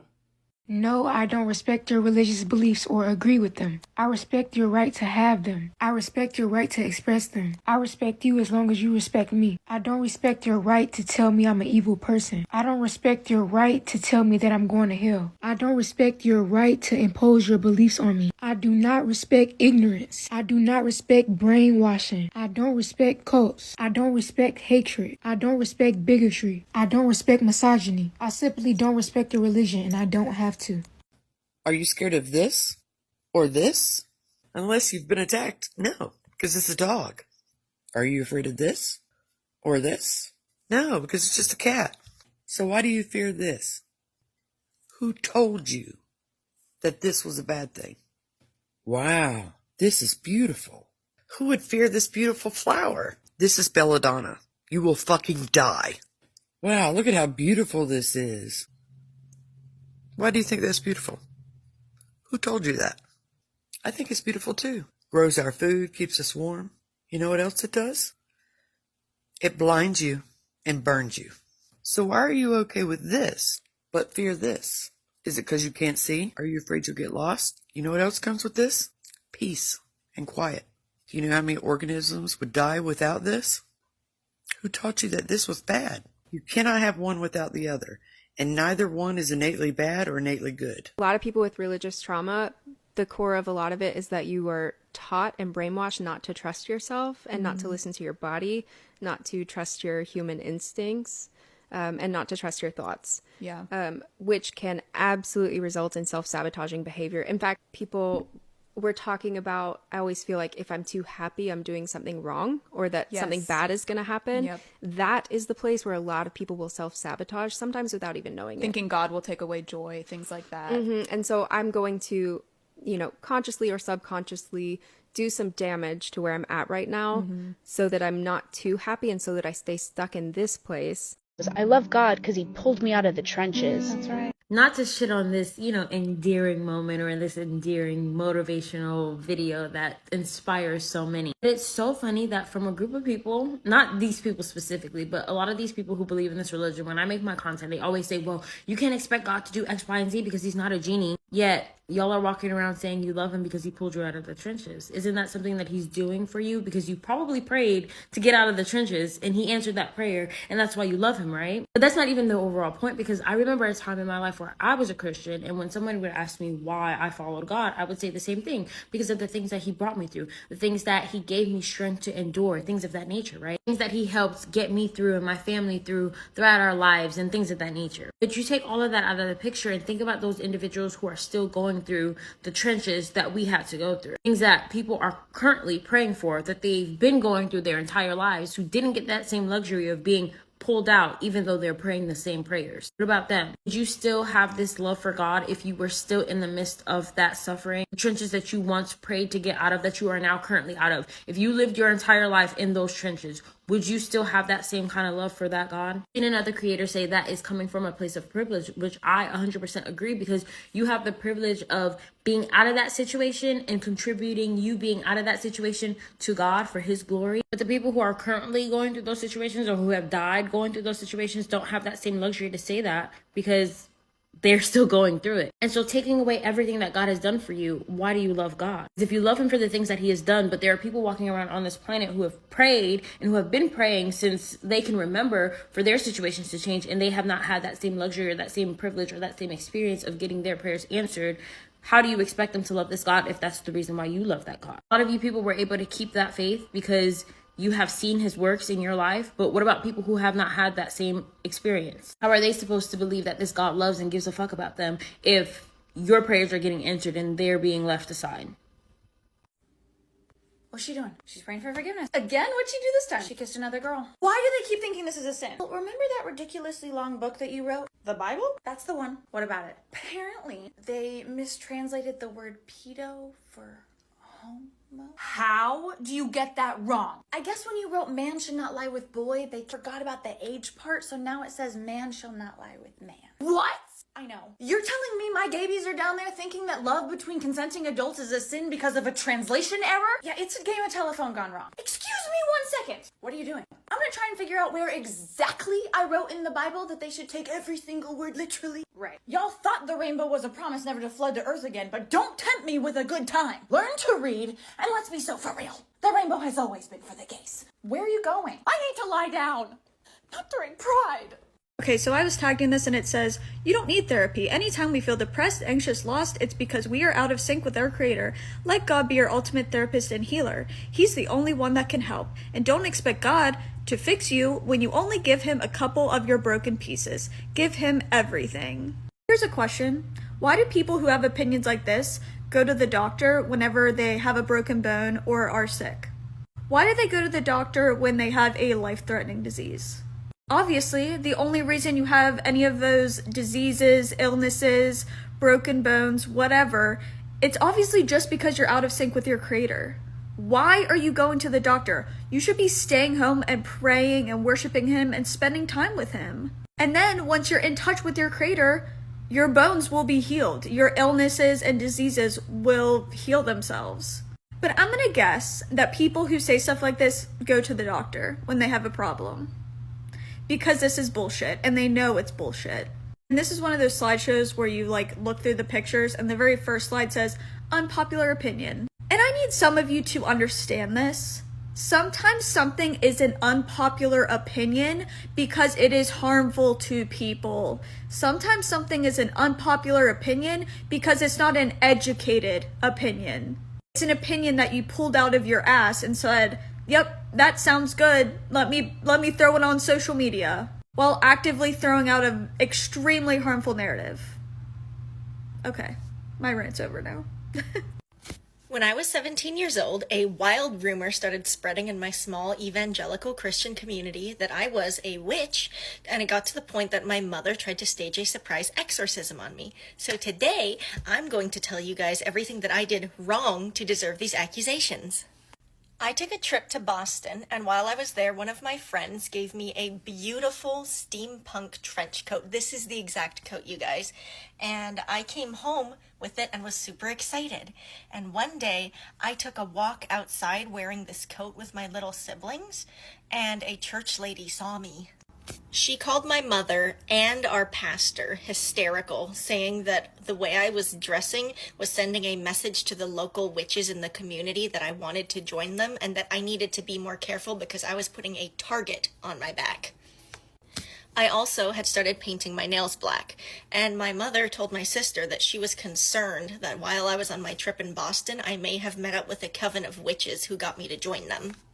The place in Boston that I stayed at was very close to Salem, and news spread like wildfire through the community that apparently a coven of witches had been waiting for me there, and when I arrived, they pounced and started influencing me by giving me trench coats and convincing me to paint my nails. Oh, but it gets so much worse. A lot of my mom's friends had teenagers around our ages, and they were very into purity culture. So my mom started reading all of these materials written by Michael and Debbie Pearl and Joshua Harris, etc., etc., and my mom really wanted me to start wearing a purity ring. So she had me and my siblings that were teenagers look online and choose out beautiful purity rings for us to wear, and we were going to have a whole ceremony with them and all that shit. Like the stupid, spooky fuck-up I am, I chose this ring because I thought it was so pretty. I've always been into, like, more gothy, spooky things, and I thought this ring was absolutely stunning. This isn't the exact same ring, but it's very similar. So you know how on eBay and Amazon, underneath the description of an actual item, there's a whole block of text of similar descriptor words so they cast a wider net for people to access their product? Well, in this particular product, the word gothic was mentioned in the descriptors, and my mom saw that and freaked out. She started telling people that it was very unusual that I was drawn to that particular ring with that particular word in the descriptor, and that again, that it was a sign that I was being targeted by Satan to bring cursed items into our home so that we'd be open to demonic attack. I've mentioned before in other videos, I also had a lot of issues at that point with panic attacks and anxiety and night terrors because, you know, I've been human trafficked as a child, and she knew that, but instead of seeing this as a trauma response, she saw it as further signs that I was being attacked or possibly possessed by demons. I felt horrible and absorbed a lot of guilt thinking maybe I was being attacked by demons. Maybe I was being targeted. And so I bought a different purity ring, but then I had a horrible nightmare that a woman bit it off of my finger. And when I told this dream to my mom, because we always told our dreams to leadership and we had them interpreted, my mom said that it sounded like somebody was using witchcraft to try to get me to lose my virginity, because that's really important and sex can cause a soul bond, and she was certain that I was being targeted by somebody who wanted to have sex with me and put demons in my body through sex. So these things I did, the accidentally choosing a purity ring with the word goth in it, painting my nails black, and wearing a corset trench coat that I got in Boston, and also staying in Boston, frankly, that was enough to start really wild, vicious rumors about me, and it was horrible. So I felt really guilty, and I started asking what I could do, and I asked a woman in leadership that I trusted what I could do to stop these rumors and how to protect myself, because I thought I was under attack too for a minute there. And the woman sighed really heavily, and she said that it's because I was ignorant, so it wasn't really my fault, but my behaviors had very rightfully caused these rumors, and the only way to stop them was to behave in a more wholesome and godly way.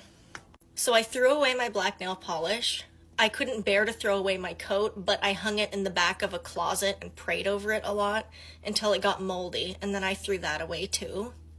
I made sure that the purity ring I chose was actually very girly and sweet, and I threw out any of my clothes that might look a little different, and I started buying a lot of florals and pastels and feminine flowy things.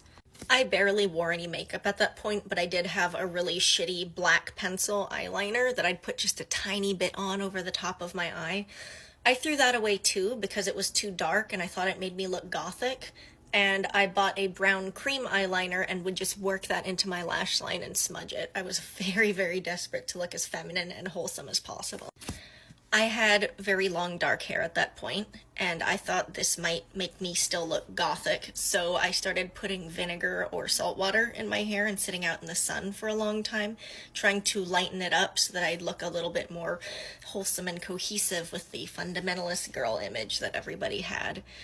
And I ended up getting a really bad sunburn one time on the back of my neck and shoulders because putting vinegar all over your head and sitting out in the sun really isn't that good for you, but I did that because I was desperate.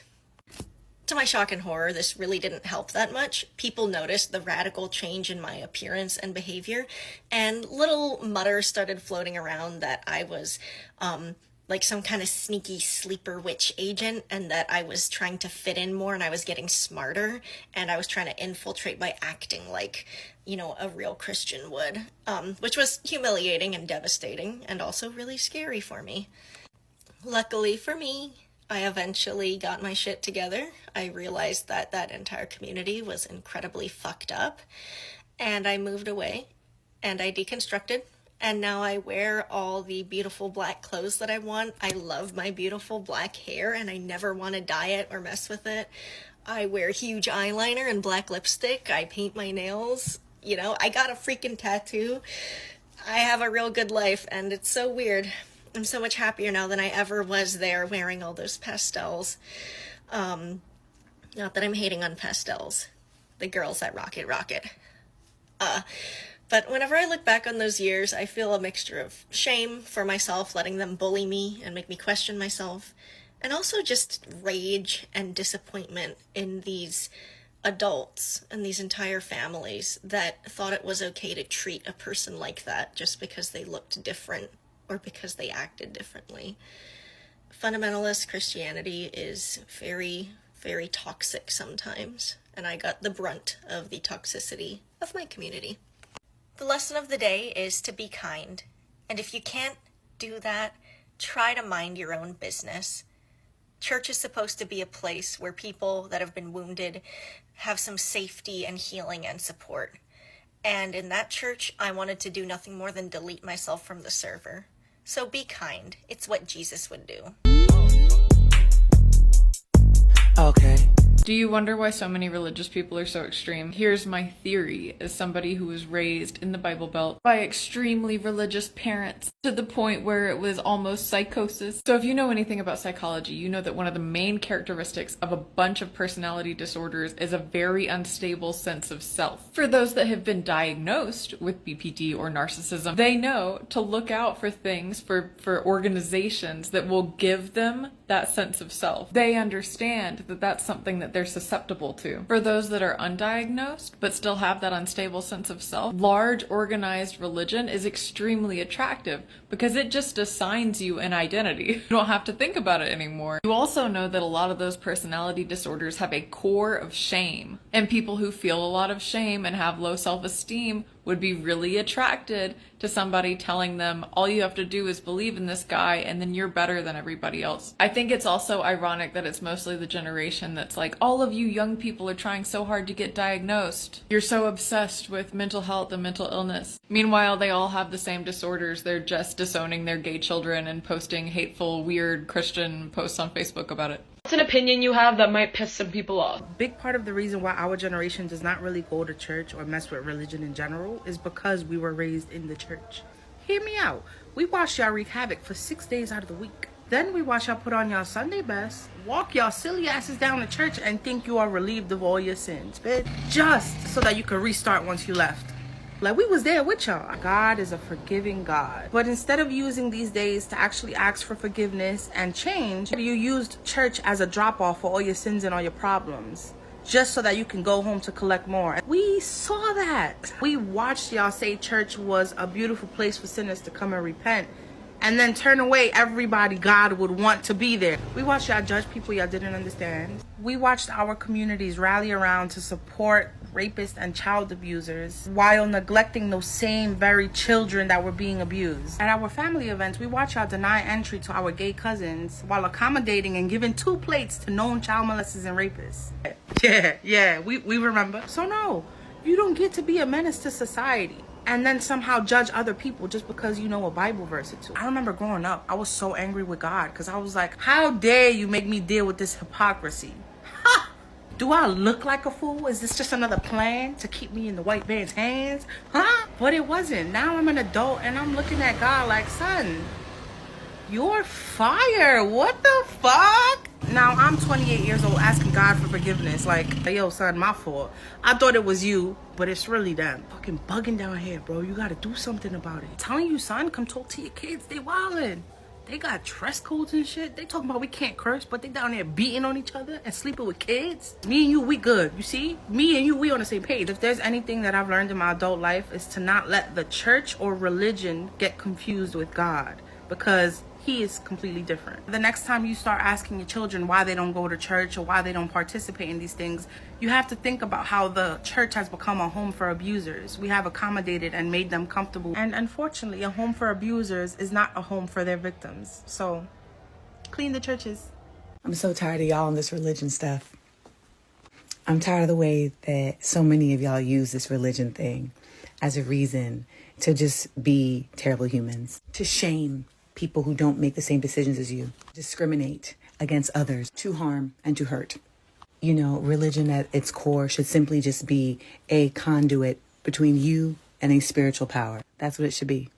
And within that conduit to spiritual power, you and the other people who share that same conduit share community. That's it. But no, so many of you all consider religion to be a belief system that allows you to not accept realities that make you uncomfortable. It makes you uncomfortable because your identity is rooted in fear, not love. And that, my dears, is not a conduit to a higher power. What it is a fast track to hatred and ignorance and low vibration behavior. Namaste. If you were raised to believe that only you and people who are like you are the ones who are saved and going to heaven, that's not normal. If someone in your church talked to you about your virtue as a child, that's not normal. If you grew up believing that it was your job to save other people, if you're raised worrying about making grown men and men your age stumble, that is absolutely not normal. If morality and goodness was attached to your virtue, that's not normal. You were a kid. You're raised to believe that your very normal, developmentally appropriate behaviors could send you to eternal damnation. That's not normal. Again, you were a child. If you grew up anxious that missing communion or missing a week of church or, not getting baptized by the right age, if you had any sort of anxiety around any sort of rituals, any of that, not normal. Definitely not saying all of this to say everyone who grew up in the church is a weirdo. But what I am saying is a lot of the times within deconstruction spaces, within spaces where everyone's familiar with purity culture, modest is hottest, it really downplays how deeply inappropriate so much of our childhood was. A lot of us have these experiences when we become adults where we're telling people about our childhood. You're not sharing anything intentionally traumatic. You're making new friends, you're meeting these people from all over, you're out of the bubble. You're just sharing about your life. They're like, are you okay? When you sit down and you sort through all of it and you learn how other people grew up and you learn what was appropriate and what wasn't, it's kind of shocking how much of our, people should not have been talking to us about the things they were talking to us about. I think we downplay it too, because then you have to sit with the fact that there were adults in your life who failed you. They did not do their job to protect you. And all of our parents were probably trying their best. All of that to say, we are not being dramatic, getting on the internet and talking crap about these institutions. We are not lying. We are not sensationalizing anything. The church gives us so much content. I don't have to sensationalize anything. I can just pull up a news article and it's wild. Anybody who's spiritual but not religious needs to listen to this explanation as to why we don't believe in organized religion. I would never worship a god that would send someone to an eternal lake of fire to be burned forever for the simple fact of non-belief, when that deity knows what it would take to convince every single person on this planet. That is cruel, it is inhumane, it is not kind, it is not generous, and that is not a God worthy of worship. I have quite simply never heard it articulated so clearly and so well. I'm very spiritual. I believe in God. I have spiritual practices, but I do not believe for a second that the supreme being of the universe is tricking us and is only going to reward the people in this world who turn off our brains to believe him. I just don't think that. I believe is that, the universal being is a being that is trying to teach us lessons, that is eternally kind and gracious and better than us in every way. And we are junior spiritual beings trying to experience the universe. And I honestly think that a lot of religious people probably agree with me. I think that man's depiction or attempts to understand beings that are beyond our ability to even perceive, leads us to all of these bastardizations as to what God can be. Humans have a tendency of inserting our own brutality and sexuality and mess into, our conceptions of divinity. Anyways, Reverend Richard Lale didn't really stop there. He kept on eating. That he created. I think the historical Christian position is that the gift of the invitation that God gives to the people that he made is so generous and came at such a high price to him. High price, he gave up a weekend. He gave up a weekend. Right. He was God before. Yeah. He was God during, and he's God now. He gave up a weekend. If I knew right now... Now he gave up a weekend. I don't know about all that. I don't know. This man is a medium and psychic. I don't know about all that. But really interesting perspective. I think, all of us here hopefully are in the business of spreading love and acceptance, and we should continue to do that. Good job articulating my thoughts, Reverend. I don't know who needs to hear this, but on behalf of those of us that have deconstructed, are deconstructing from a high control religion, we didn't leave because of church hurt. The assumption is that we're leaving because of church hurt. Y'all, if we were leaving because of church hurt, we would have left a long time ago. I personally would have left 2 decades ago, plus, and then some. Y'all, I have so many freaking church hurt stories. If that was the reason I left, I would have left a long time ago. No, we are leaving because things aren't adding up. We're using critical thinking. We've read the Bible from cover to cover without the shame goggles the church hands out. Oh, and we're doing research. And shit unravels real quick. So. I hate when Christians don't like what I'm doing, so they're like, I'm gonna be praying for you. You're gonna be in my prayers. Please don't put me inside of your prayers. What if I was just I'm gonna be doing witchcraft on you. You're gonna be inside of my jar. The number one question I've always had when I was deconstructing religion is why would God create people just to send them to hell? And I was always told that no, God created us to go to heaven, but he gave us the free will to choose so. And I always argued that if truly God is all powerful, then he knows who's gonna make heaven and who isn't. If you already know the number of people who are going to make heaven, the 144,000 that go to heaven, then you surely know who won't make it to heaven and why create them in the first place. And I was always told that people can still change, people can still give their lives to God, people can still repent and turn to God. But God, being all powerful, all knowing, all everything, already knows the people that are going to turn to him and people who won't. It's like, why didn't God create people that would choose him the way he wants to be chosen, even with their free will? And then I was told that God doesn't want robots. God wants people to choose him and love him and do all of those things, which makes me think, why does God need all that love? But again, God has the ability to create people that will choose him and love him the way he wants to be loved, regardless of their free will, because God is all powerful. God, being all powerful, all everything, can still create people that will choose him regardless of their free will. But why still create people that you know damn hell and well are not going to make it, but still create them just to put them through hell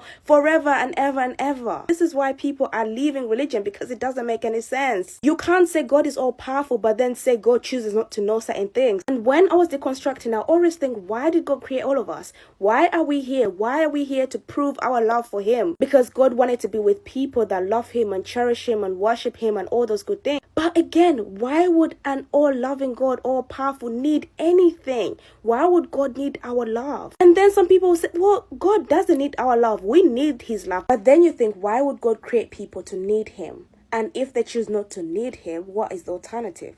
Burn in hell? Do you see how this doesn't make any sense? When you really think about the character of God, how he's portrayed, that man is a literal narcissist. This is where cognitive dissonance comes in, but I want you to be honest. The stories like Job, Abraham, how he had to sacrifice his own son to prove his love and devotion to God. What the hell? The manipulation, it's the gaslight, it's the guilt, it's the shame, it's the fear, it's everything. And I know some people are gonna call this very demonic, and girl, you're so demonic. I get that a lot. I should have my horns by now. This is just a little bit of the questions that I had when I was deconstructing, and I hope it helps someone on their journey too. The reason why people get so angry and offended and pissed off and afraid when you bring up the types of topics that we're talking about today is because, like I say all the time, when they were born, they were given a name, a race, and a religion, and now they've been defending a false identity since they've been born. And now, all of a sudden, here I come. I show up on the scene, and I'm ripping that false identity away from them. I'm snatching it from their soul. And that hurts them, because every single cell in their body is vibrating and resonating to that programming code that they've been given since birth. And now it feels alone. It feels naked. They feel exposed. And especially the older they are, the worse it is, because now they realize oh my God, 20, 30, 40 years, 50 years, this information might be invalid. This information that I believe in so dogmatically, that I've held so close to my heart all these decades, might not even be close to the truth. And now what? No. Did you know that the teachings of Jesus Christ are some of the most radical and powerful teachings we have for walking a spiritual and magical path? And if you only have heard his teachings through the lens of organized religion, you probably don't know what he was actually saying at all. Let's talk about what Christ meant when he said, "The kingdom of heaven is within you." When Yeshua says the kingdom of heaven is within you, what he means is that heaven is not external. Heaven is a state of consciousness. It's not a place you go to, it's a place you've came from. The author and mystic Jim Marion says that the kingdom of heaven teaching is a perfect example that Christ was teaching non-dual or unity consciousness, that there is no separation between us and God, that there is a mutual indwelling. We flow into God and God flows into us. When Christ says, "The Father and I are one," this is also what he is speaking to, non-dual consciousness. We are in God and God is in us. Now, if you think about it, Christ has two core teachings. There is no separation between humans and God, and there is no separation between humans and other humans. Another one of Christ's teachings that have been highly misinterpreted is when he says, "Love your neighbor as yourself." A lot of people read that as love your neighbor the way you would like to be loved. If you actually listen, that's not what Christ is saying. Christ isn't saying treat your neighbor the way you want to be treated. Christ is saying treat your neighbor as they are you, because you guys are one. There is no separation. When you truly love your neighbor as yourself, you are loving them as a continuation of your own being. There is no binary. We have constructed the binary. We are all a part of the same unified field. And in this context, in this cosmology, sin isn't something bad you do. Sin is something that takes you out of unity consciousness. It takes you out of the non-binary into the binary. The irony is that modern religion is almost doing everything exactly opposed to what Christ taught us to do. Being born again isn't saying a prayer so you won't go to hell. Being born again is coming into the awareness that we are in God, God is in us, and we are all in each other. We are all continuations of the same one being. Christ was a master of non-dual consciousness. In the Gospel of Mary Magdalene, Christ says that essentially sin isn't real. Original sin, it's not a thing. That we were born good, that we have original goodness. And sin is what happens when we fall out of that state of knowing that God and I are one, and that you and I are one. Christ knew his teachings were going to be misunderstood. That's why he says, "Those that have ears, let them hear." We are meant to awaken to these teachings when we are ready for them. And the unified field is why practices like manifestation actually work, right? Because we are all connected. Now, whether these teachings were purposefully distorted or just wildly misunderstood, I will leave up to you to decide. And then I realized that I cannot break generational curses if I'm still seeking approval from the generation that's cursed.